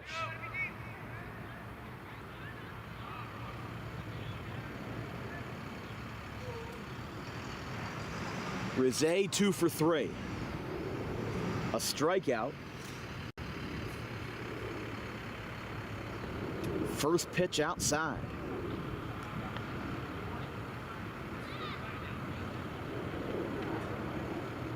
As we said, Donovan Catholic has a lefty warming up at the pen. And I think Pope John might start to get a pitcher and catcher ready as well. Here's the pitch. Line drive, caught at third. Wow, what a way to end the inning. Donovan Catholic looked like they were going to springboard back into the game, but the spring pops out from underneath them, and the side is retired. Not to be outdone, though, and not to be ignored, they get 2 runs on the board thanks to a bases-loaded walk and an RBI single at the bottom of the order by Santis. Pope John has some more work to do if they want to get a free ride home early. It's 9-3. Tommy D's Home Design Center has opened a second location on Creek Road in Belmar, operating in Philadelphia for over 25 years and now expanding into South Jersey. Tommy D's is the place to go for kitchen cabinets, countertops, and cabinet accessories, heavily discounted compared to big box retailers. Stop in, take a seat, and watch as our experienced kitchen designer makes the kitchen of your dreams right in front of you. Tommy D's is the best in the business for quality kitchen countertops and cabinets that fit all budgets. Call us today at 856-210-9504 or visit the new location in person on the corner of Creek Road and Harding Avenue in Belmar next to the 42 on-ramp.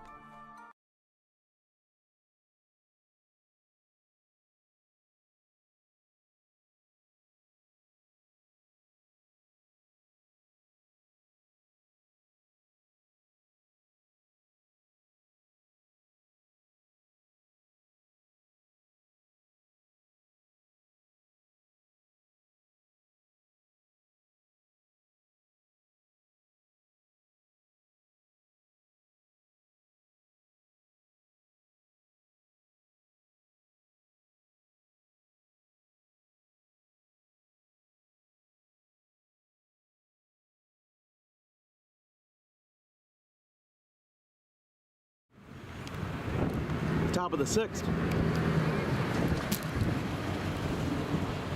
Donovan Catholic got 2 runs back, but stranded the bases loaded. That one's inside.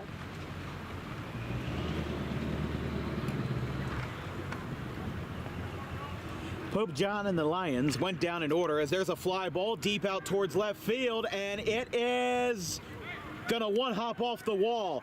Just a couple feet shy of a homer, and instead he's left with half a homer. Leadoff double for Benefiglio.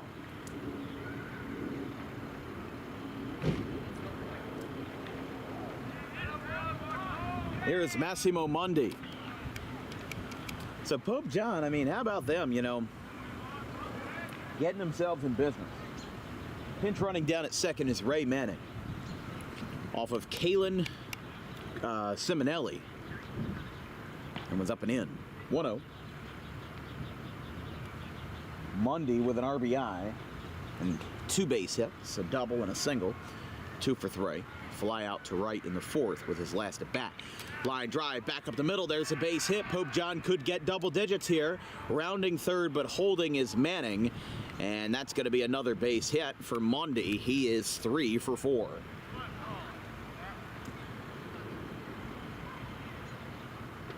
So here is Manco. Pope John led by head coach James Manco, assisted by Ben Perez, Bernie DeCristofaro, Justin Provost, Dan Cunico, and Peter Corcoran.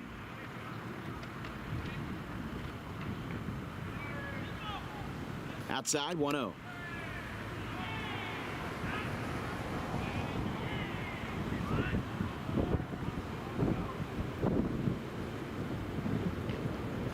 Slider cuts into the zone. 1-1.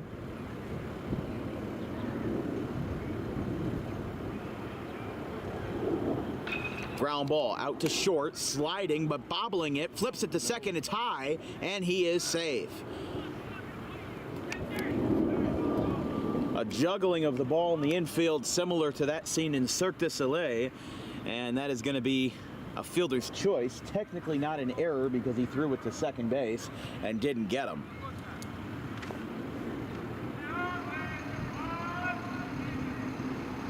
Bases are loaded, and Pope John has an opportunity to put this game in their back pocket. There's a strike. To the left fielder, Brandon Weir. No relation to Bob Weir of the Grateful Dead, but this game could very well be dead if Pope John gets a couple of runs more on the board. He's reached base a couple times. It's a strikeout, a fielder's choice, and an E5.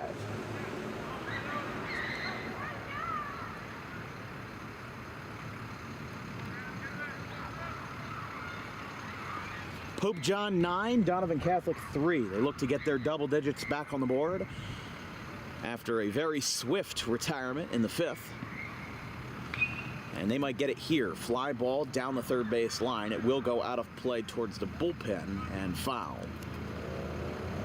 2 strikes now, or yes, 1 and 2.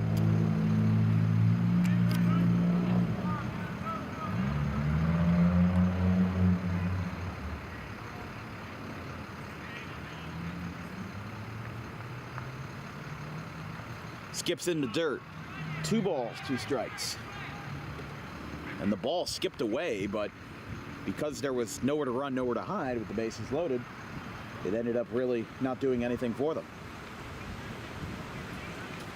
2 balls, 2 strikes. Still nobody out. Pope John's got the bases loaded.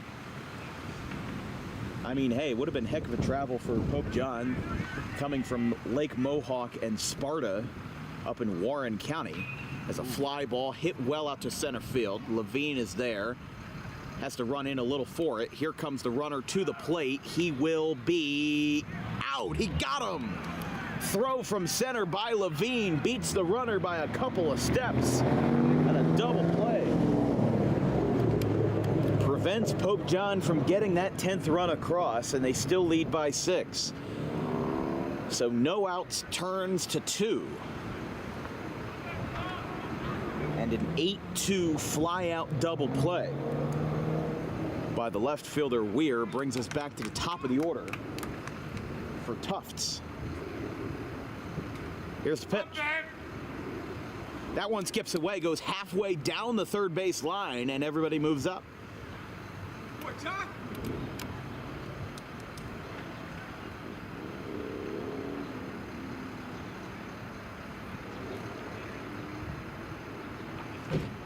So Bonifiglio was out attempting to grab the plate on a sac fly, and it's still Pope John 9-3. There's a line drive, foul, look out. That one went over the fence and almost took out the abdomen of a fan down there. Somebody came up with baseball. Almost a magic trick. No balls, 1 strike to the leadoff man Tufts. It was 3 for 4, and it hit him. So he reaches base for the 4th time in 5 at-bats tonight. And after we thought Donovan Catholic had gotten out of the jam for the 2nd time in this frame, they have loaded the bases. Coach Hammond coming out. Kalen Caramelli is out. And the Griffins will make another pitching change. Pitcher number 4 for the Griffins is in order. And Pope John looking to extend the lead and maybe get us even into mercy rule territory. But they are hanging on by a thread. It's 9-3 in the 5th. Garden State Pet Center is an independently owned full-service pet store. Our specialty is promoting companionship between people and animals by providing the healthiest product choices available, including all-natural foods, supplements that support and relieve health issues, and innovative products for pet parents. Our goal is to provide our customers with a relaxing environment, and while we're not striving to be the biggest store on the East Coast, we're striving to be the best. No other pet store will make you feel at home like we do. At Garden State Pet Center, we view pets as members of the family. We don't believe in fast, high-pressure sales, but instead matching up the right pet with the right owners, as you are making a lifelong commitment. Together with our team members, we would like your visit to our store to be both enjoyable and educational. Simply drop in and take a look around. View the birds, reptiles, small animals, toys, food, cages, and miscellaneous items. Learn of the services we have to offer and decide for yourself if this is the store you'd like to call your home away from home. Victor Santucci, owner of Garden State Pet Center. Visit us today at 226 South Whitehorse Pike in Audubon, New Jersey. We're open 7 days a week for all of your pets' needs.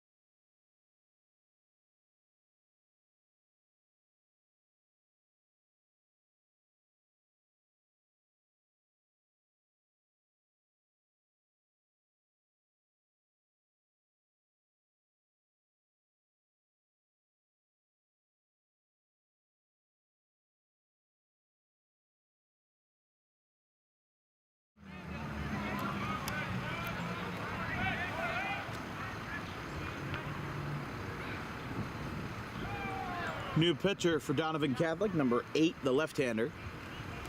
Can't get a great look at his jersey. His name, there's no number 8 on our roster, so. There's 88, TJ Manning, who got us started. Or actually, hold on, we may have something.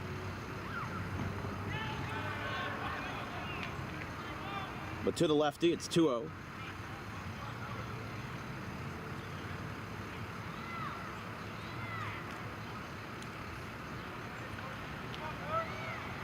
Number 8 is listed on Ninja.com as Joe Mayer. So that appears to be the answer. Joe Mayer, the left-hander. But yeah, on the printed lineup, there's nothing on the roster, so. A cricket pitch skips away. Runner goes halfway down the line. Everybody has to retreat. The runner from third decided to break and then changed his mind at the last moment. And the domino effect had everyone trickle back. But versus Jake Portman, the only batter to homer for Pope John in this season for them. And there's a foul ball.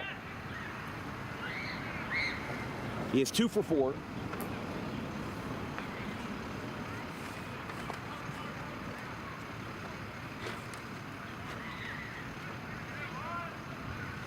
He batted twice in Pope John's 6-run inning in the 4th. That one is low, and the runner already got a head start from third. He scores 10-3.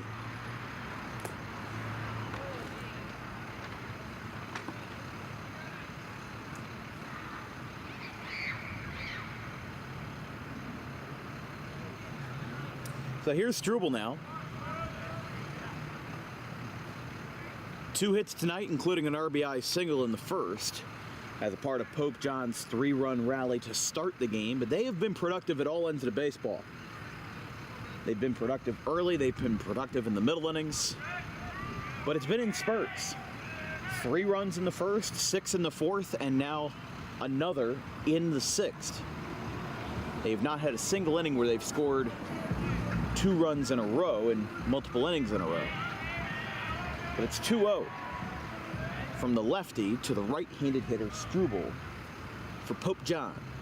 Fouled back.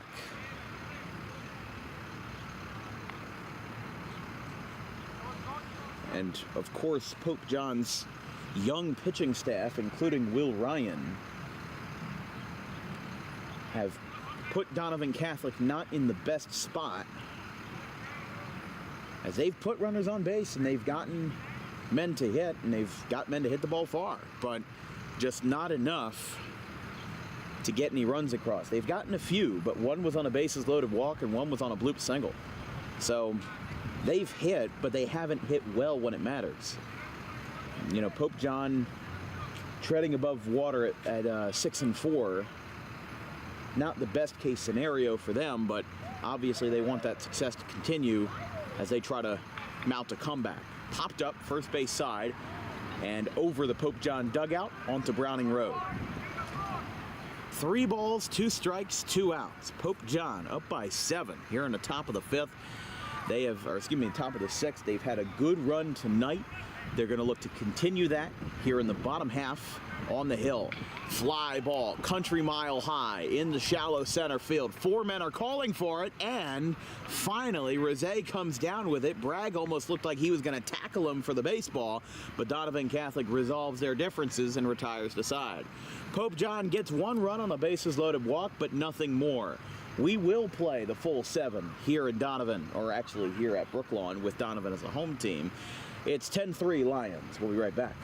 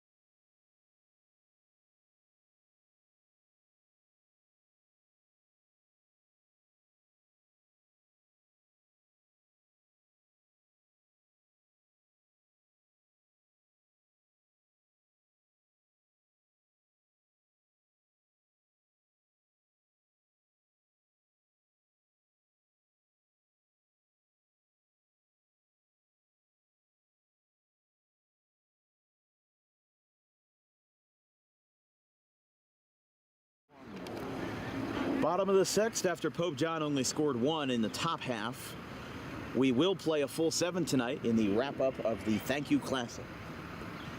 The 0-1. Outside, 1-1. Donovan Catholic scored 2 runs and brought 8 men to the dish, but only scored 2. And it's 10-3 in favor of the visiting Lions. Outside. Levine was the only one who did not grab a bat in the 5th. But he is 0 for 3 tonight with 3 pop outs to the infield as a number 2 hitter. And he gets on base with a good eye. That's ball 4.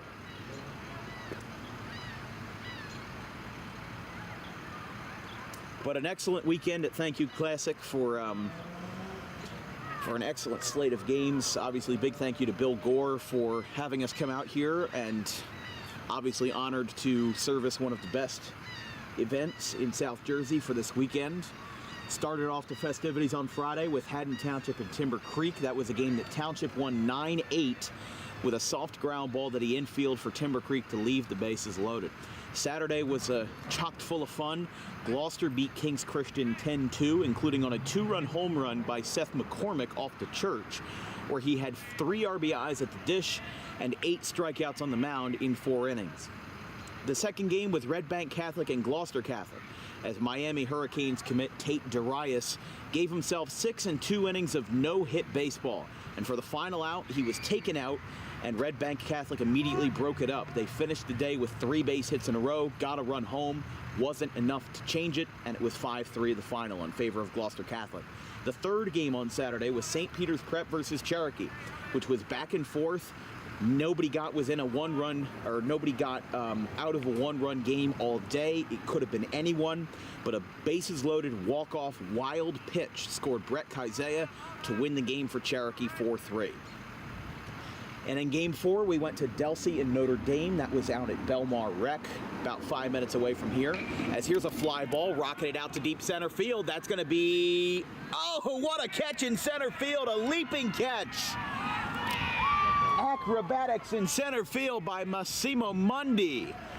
And he saves extra bases, maybe 2 or 3 some, and there is 1 away.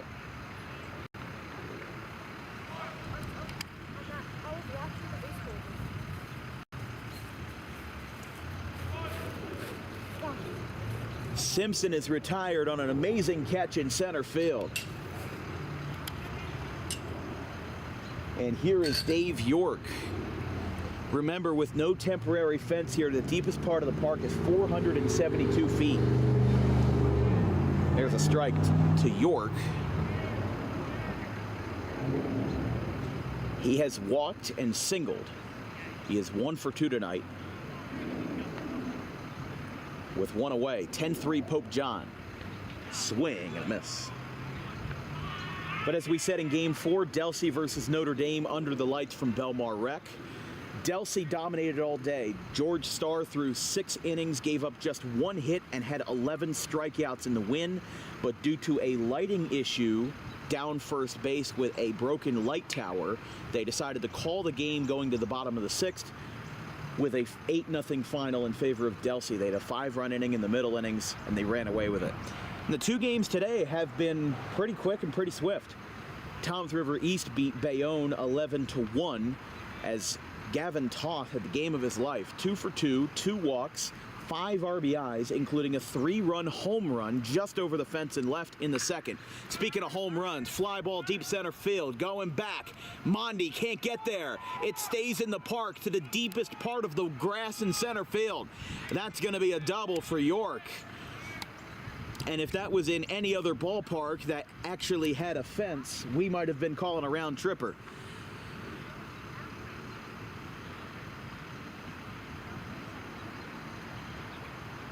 And now, after the 1-out double, Donovan Catholic is back in business all of a sudden. By the way, Angelo Dillon is out of the game.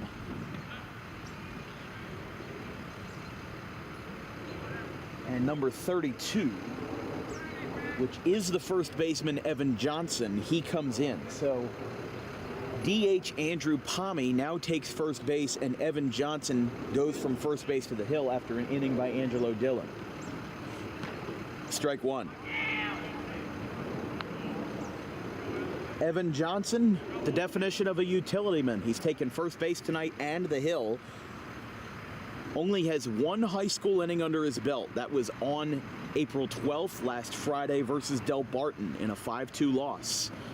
That one's down. One inning pitched, one walk, one strikeout, no runs allowed. So he's going to make sure that the first runs that he allows in his high school career are not on Dan Wilkins Broadcasting. You're watching coverage of the Thank You Classic in 2024, 4th annual, right here on Dan Wilkins Broadcasting. If you have any questions or comments about today's broadcast, drop me a line at thedanwilkinsshow@gmail.com. That one's high.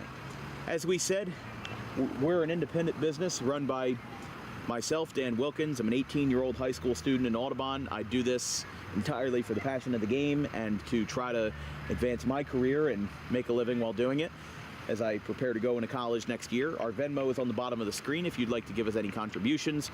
Anything will be incredibly appreciated to help with my college fund and with helping us with expenses, travel costs, just so that we can get your team on the air.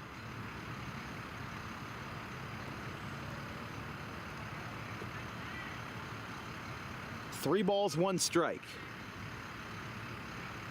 After York's double, Connor Bragg, who had the first RBI of the game, looks to thrust Donovan Catholic back into contention with 2 runners in scoring position. That's ball 4. Bases loaded.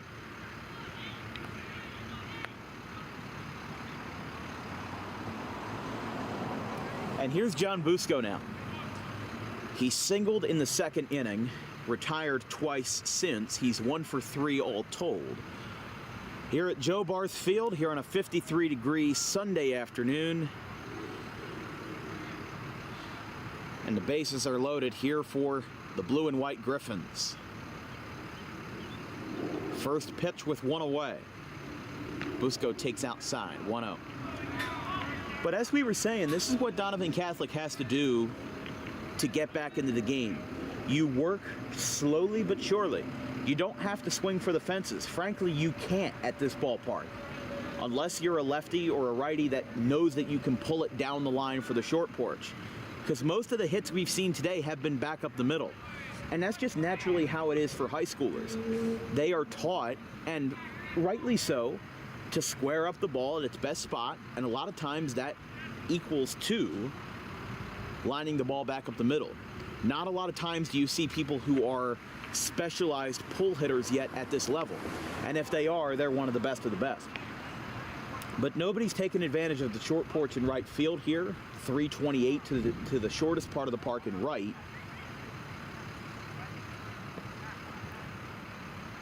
But it's 1-2. Bases loaded for Busco as Donovan Catholic looks to get back right into this game, down by 7. Strike 3. Right above the knees, and there's 2 down.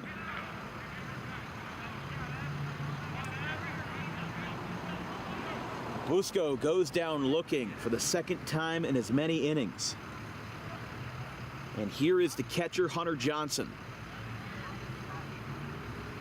Johnson was the benefactor of a bases-loaded walk in the 6th inning.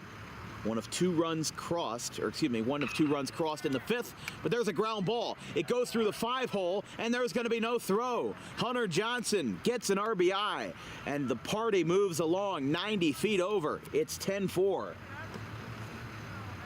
Got a copy? Johnson will be pinch run for it first after the RBI.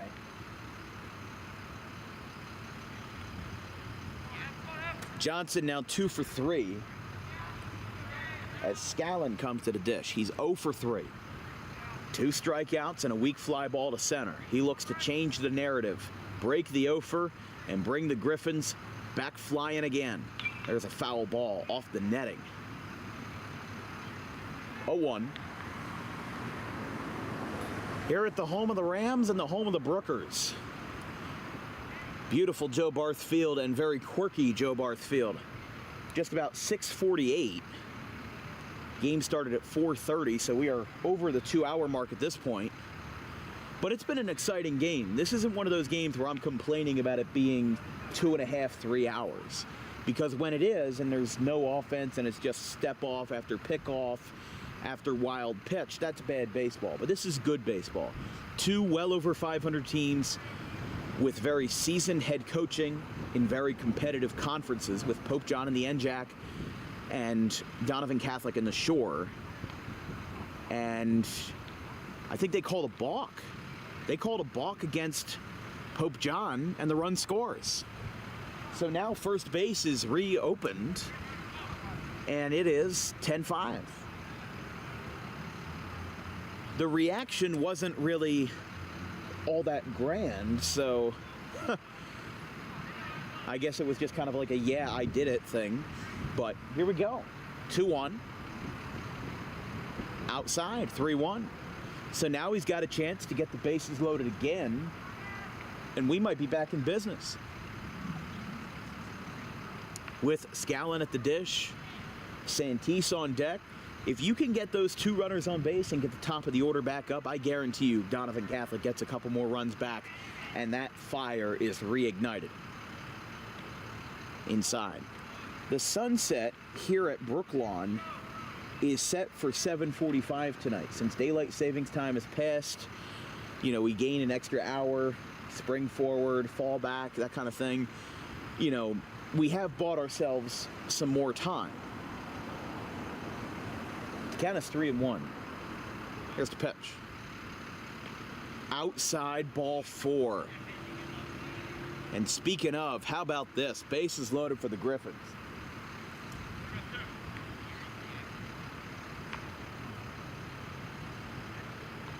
Two runs have scored this inning.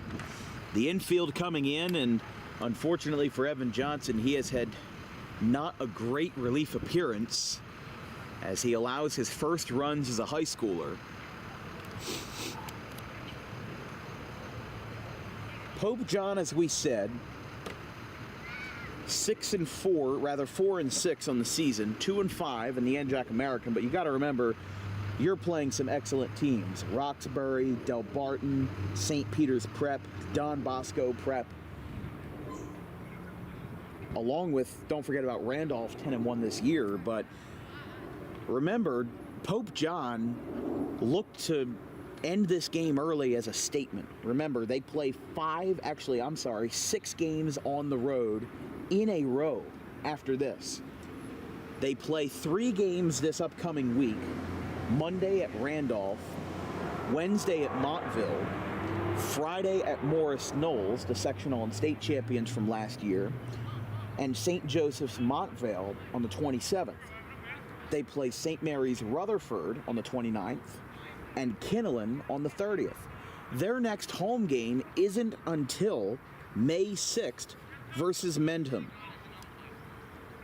And that's the team that they lost to 16-4. So they are already on a slippery slope, and they're already starting to slide in the other direction. After a 3-0 start, they've lost 6 of their last 7. So versus a team that went 22-5 last year in Donovan Catholic, they wanted to win this game and say, hey, we can still compete with the best of the best. But right now, that hope is starting to slip from their fingers with the bases loaded. Strike 1, 1-1. Donovan Catholic this year 6-3. They've had their ebbs and flows. They started out 3-1, but they still have won 4 of their last 6. Held their own versus Del Barton, lost 6-5 to Jackson Liberty, swept Lacey and Pinelands in their respective series, and won as the 2 seed in the Ocean County tournament, a 1-0 game versus Central Regional and the Eagles of Manahawkin. Count is 2-1.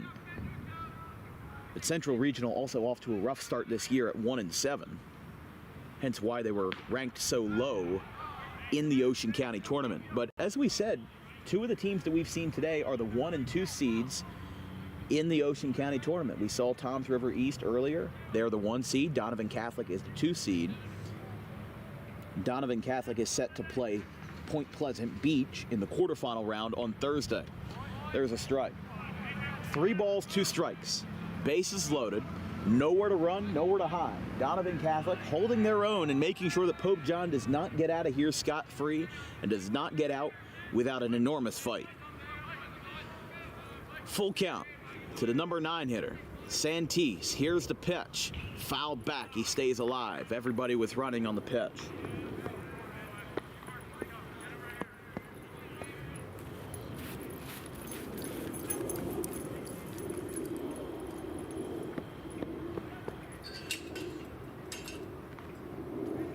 Three balls, 2 strikes again. Pope John looking to escape this inning with as minor damage as possible. 3-2, fouled back again. They stay alive. Not dead yet. Not dead yet.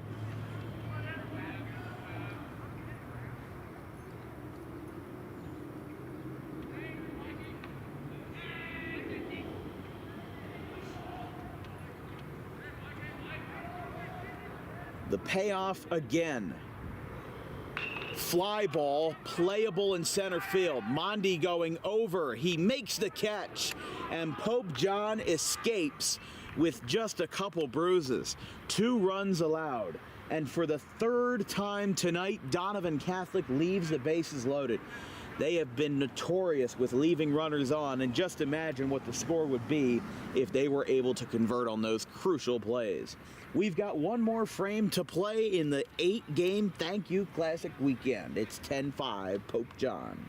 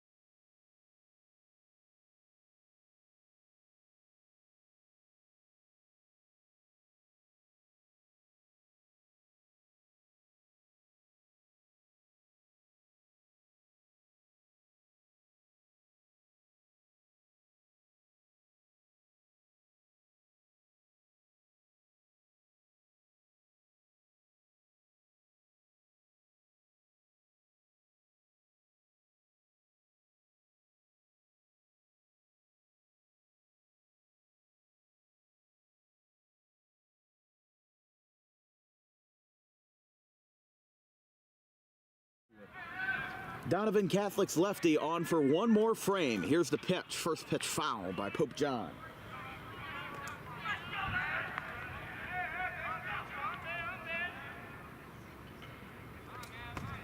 Donovan Catholic has brought 16 batters to the plate in 2 innings, and they have scored 4 runs. And it kind of goes to show how the offensive production has been. Here's a fly ball, golfed to left, diving, and the ball pops out of his glove. He had a good read on it, and he dove in. It's not like he had a wrong first step or anything. The ball he dove forward. The ball was resting on top of his glove, and it rolled out. So base hit Evan Johnson, and he is pinch run for at first, which you can do for the pitcher, by number 26, Hunter Gallant.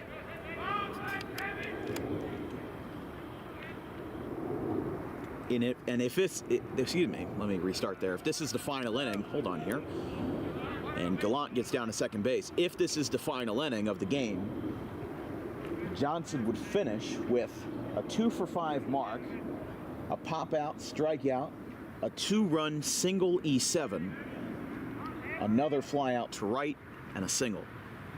Pommy, the ball hit off the knob of his bat, and it's a foul ball, 1-1.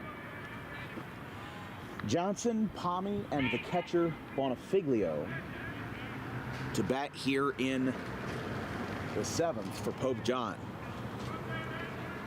But as it was for Bayonne in Game 1, the story and the tale of the tape has been runners left on base for Donovan Catholic. Fly ball down the third base line and reaching over, it's foul.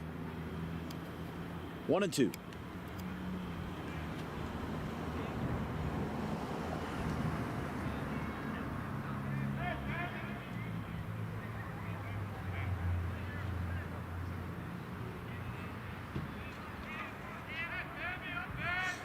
Donovan Catholic, across 6 innings, have left 15 runners on base. Swinging a foul tip. He was swinging out of his shoes on that one. Donovan Catholic with 5 runs, as we said. They've scored 4 of those runs in the 5th and 6th innings. So if they can hold Pope John, we're not done yet by any means. And they've got about an hour, maybe 45 minutes of daylight to tinker with here. Pitch. Ground to the third, foul.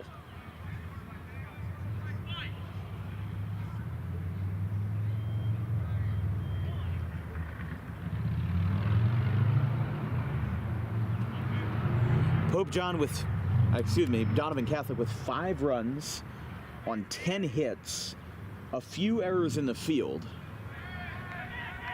and they've burned through what's now their 4th pitcher tonight.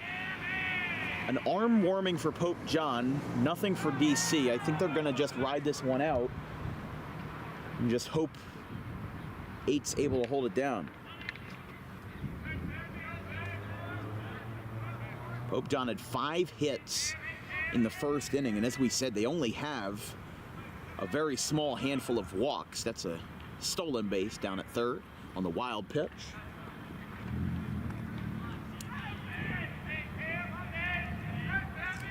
But they had 4 singles and a double. They had 7 hits after 2 and added another in the 3rd, an inning where they did not score. Here's the pitch. Ground ball, foul, third base side.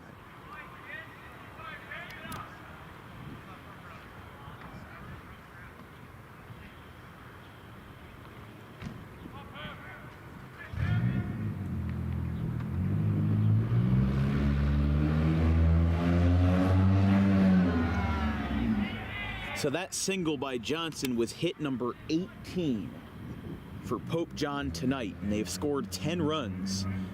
The 6-run spot in the 4th certainly helped as a fly ball hit deep out towards left field, going back towards the church, and it's gonna stop at the bottom of the wall. That will be a double for Palmy. Scoring is Gallant, and it's 11-5.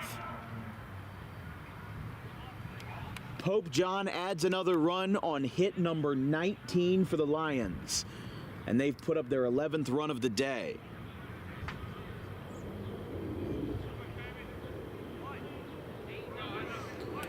So a double for the DH Palmy brings up the catcher Bonifiglio.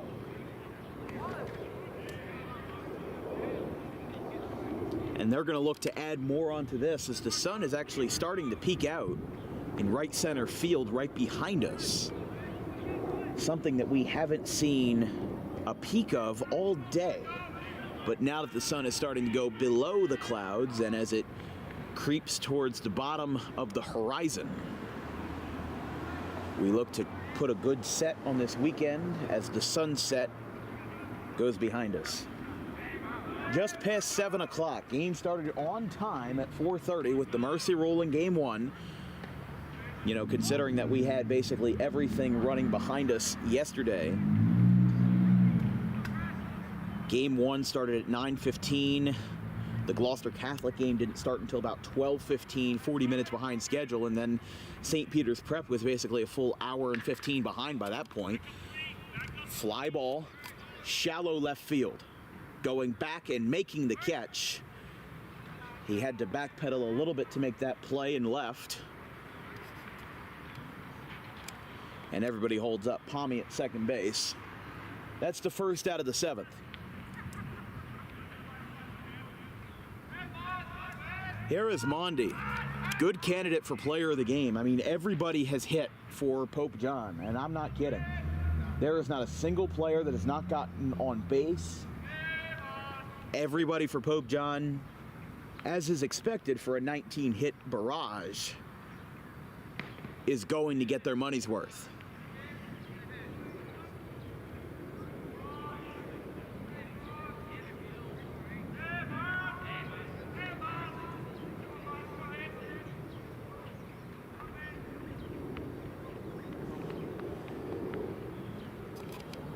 That one's high. 1-1.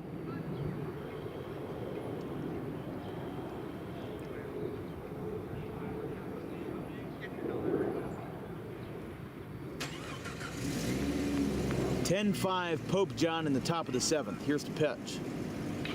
High tapper down the line. It is a foul ball. They call it dead. I think it might have hit the player's foot. Although that would have been a very convenient second out.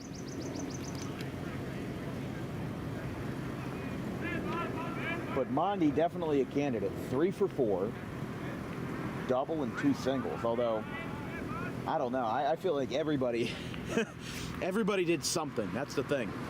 And you could give it to Will Ryan for his contributions on the mound.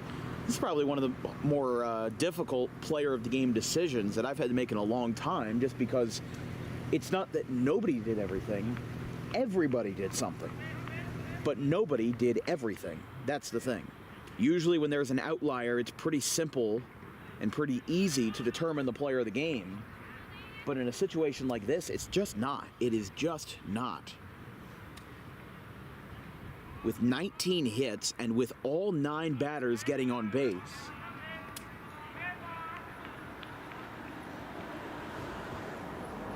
that is down. Ball 4. And infielders getting pulled in here. Coach Hammond coming out to talk things over. Runners are now on first and second. Palmy and Mondi for Pope John here in the top of the 7th.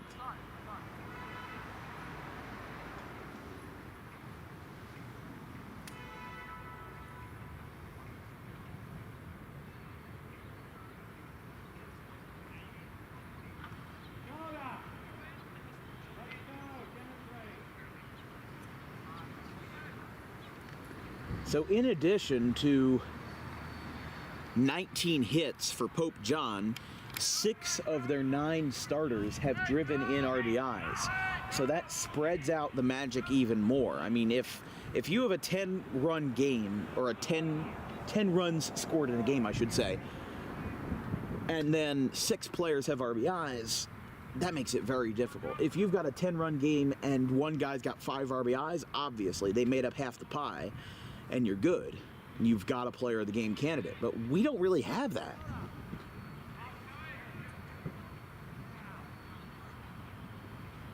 Best thing I can really think of is Andrew Palmy. He's got 2 RBIs in 2 separate occasions.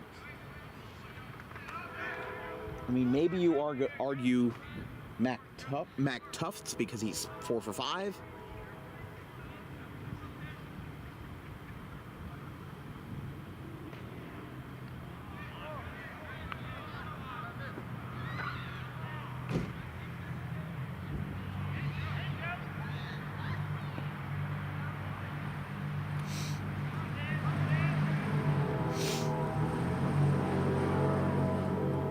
Two.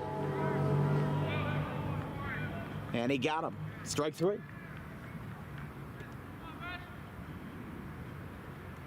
So Manco is down on strikes, and here is Brandon Weir.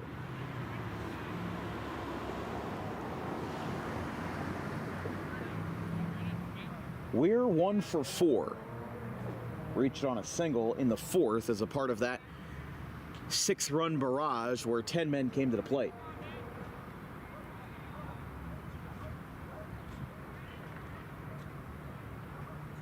The number 9 hitter for Pope John also had a fielder's choice, but also was on the other end of that fly ball to center that Levine caught and converted to a double play.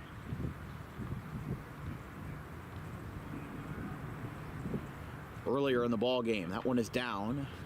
Runners on first and second for Pope John as the sun will set on this Thank You Classic weekend. I mean, really just an excellent weekend all around.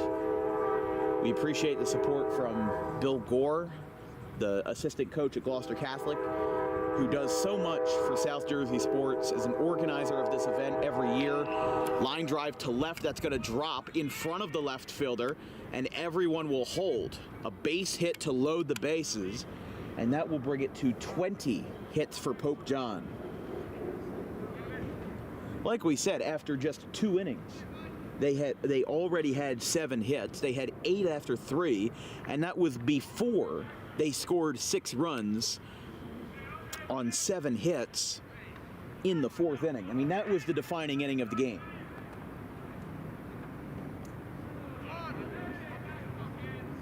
But now with the top of the order back up, nowhere to run, no room at the end, as Mac Tufts, who is 3 for 4, a walk, a double, and 2 singles with an RBI. Tufts misses, and it's 2-0. Now, if Pope John does cross the 10-run threshold, and it would be 15-5, which is not out of the realm of possibility, but can happen. Anything can happen in this game. Trust me, anything has happened in this game. If they cross that threshold, they still have to knock out Donovan Catholic in the 7th. That's no automatic mercy rule. That's a base hit. It goes under the glove of the left fielder. That goes all the way to the wall. Tufts is going to have 3 RBIs. There goes your player of the game statement right there. Mac Tufts puts his 6th RBI on the board, and it is now 14-5.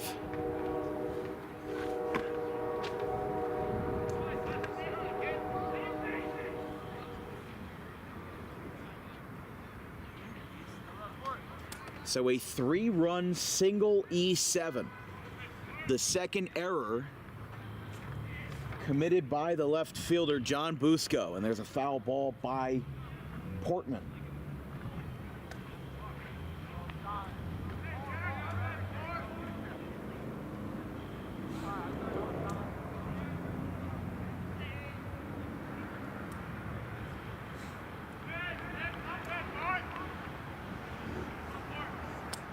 Portman batting for the 6th time tonight. He gets a strike call. It's 0-2. First 3 for the Griffins in the bottom of the 7th will be 1, 2, and 3, the top of the order. So if there's a chance to make a comeback at all, it will be this. Here's the pitch. Curveball misses out. 1 ball, 2 strikes.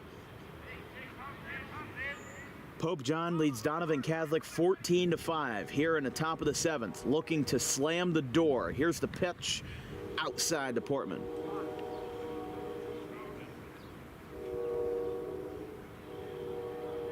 But with Pope John up by 9, Donovan Catholic is looking to shut it here in the 7th and looking to stop the bleeding. Fly ball, Portman hits it out towards right, going back. And the catch is made in right to retire the side. Santis takes care of it, and the inning is over. Pope John, however, adds another 4 runs, including a 3-run single off the bat of Max Tufts.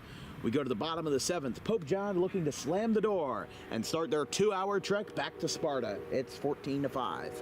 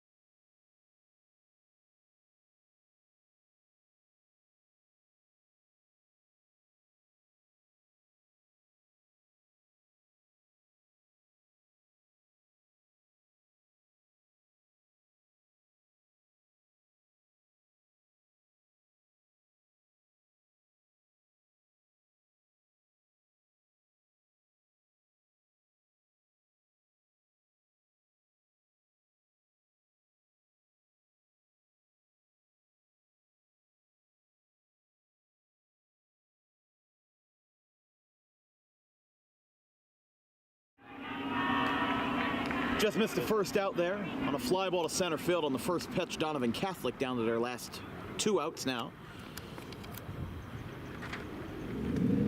As a fly out to center by number 2. Not Rizé, but here is now, should be Levine, because they had a pinch hitter on in the bottom of the 7th. Levine takes a strike, 0-1. 1, 2, and 3 due up for Donovan Catholic in the 7th. As we said, Donovan Catholic has brought 16 batters to the dish in 2 innings, in the 5th and 6th, and have brought 4 runs home. Fly ball to left, and that's 2 down. And an 8-game, 8-broadcast weekend is about to come to a close. It is incredible what we have seen across this weekend. We have seen home runs off churches. We have seen walk-offs. We have seen no-hit bids. We have seen it all. And thank you all for being on the ride with us for all 53 innings of this incredible weekend. That's a strike. 2 games were called early. Delsey and Notre Dame last night. Toms River East and Bayonne earlier today.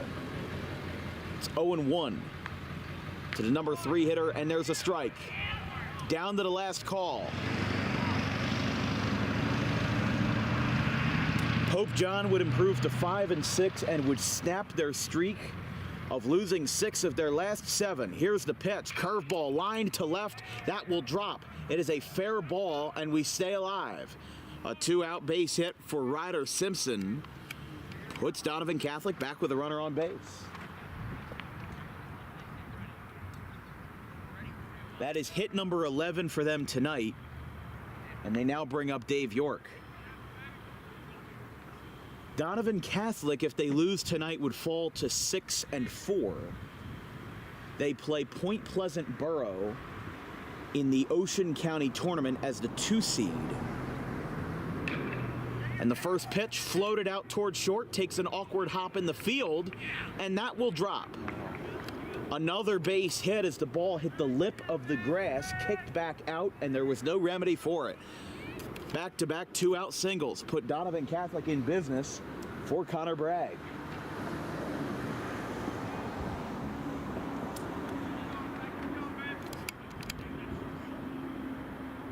First pitch from Evan Johnson, who gave up 2 runs in the 6th and now looks to complete the job. There's a first pitch strike. To Connor Bragg, the second baseman.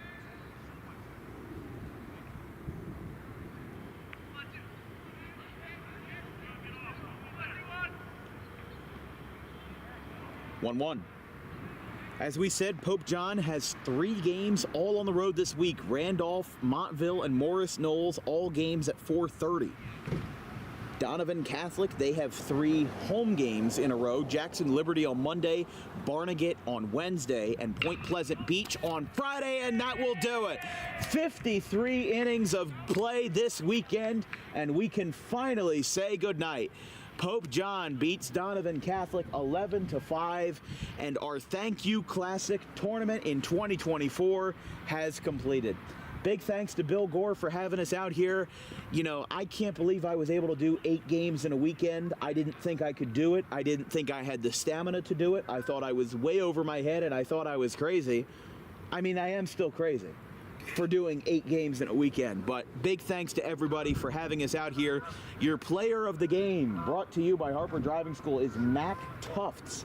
He goes 4 for 6, gets 4 RBIs on the night, and is the one that ends up slamming the door shut as the shortstop for Pope John.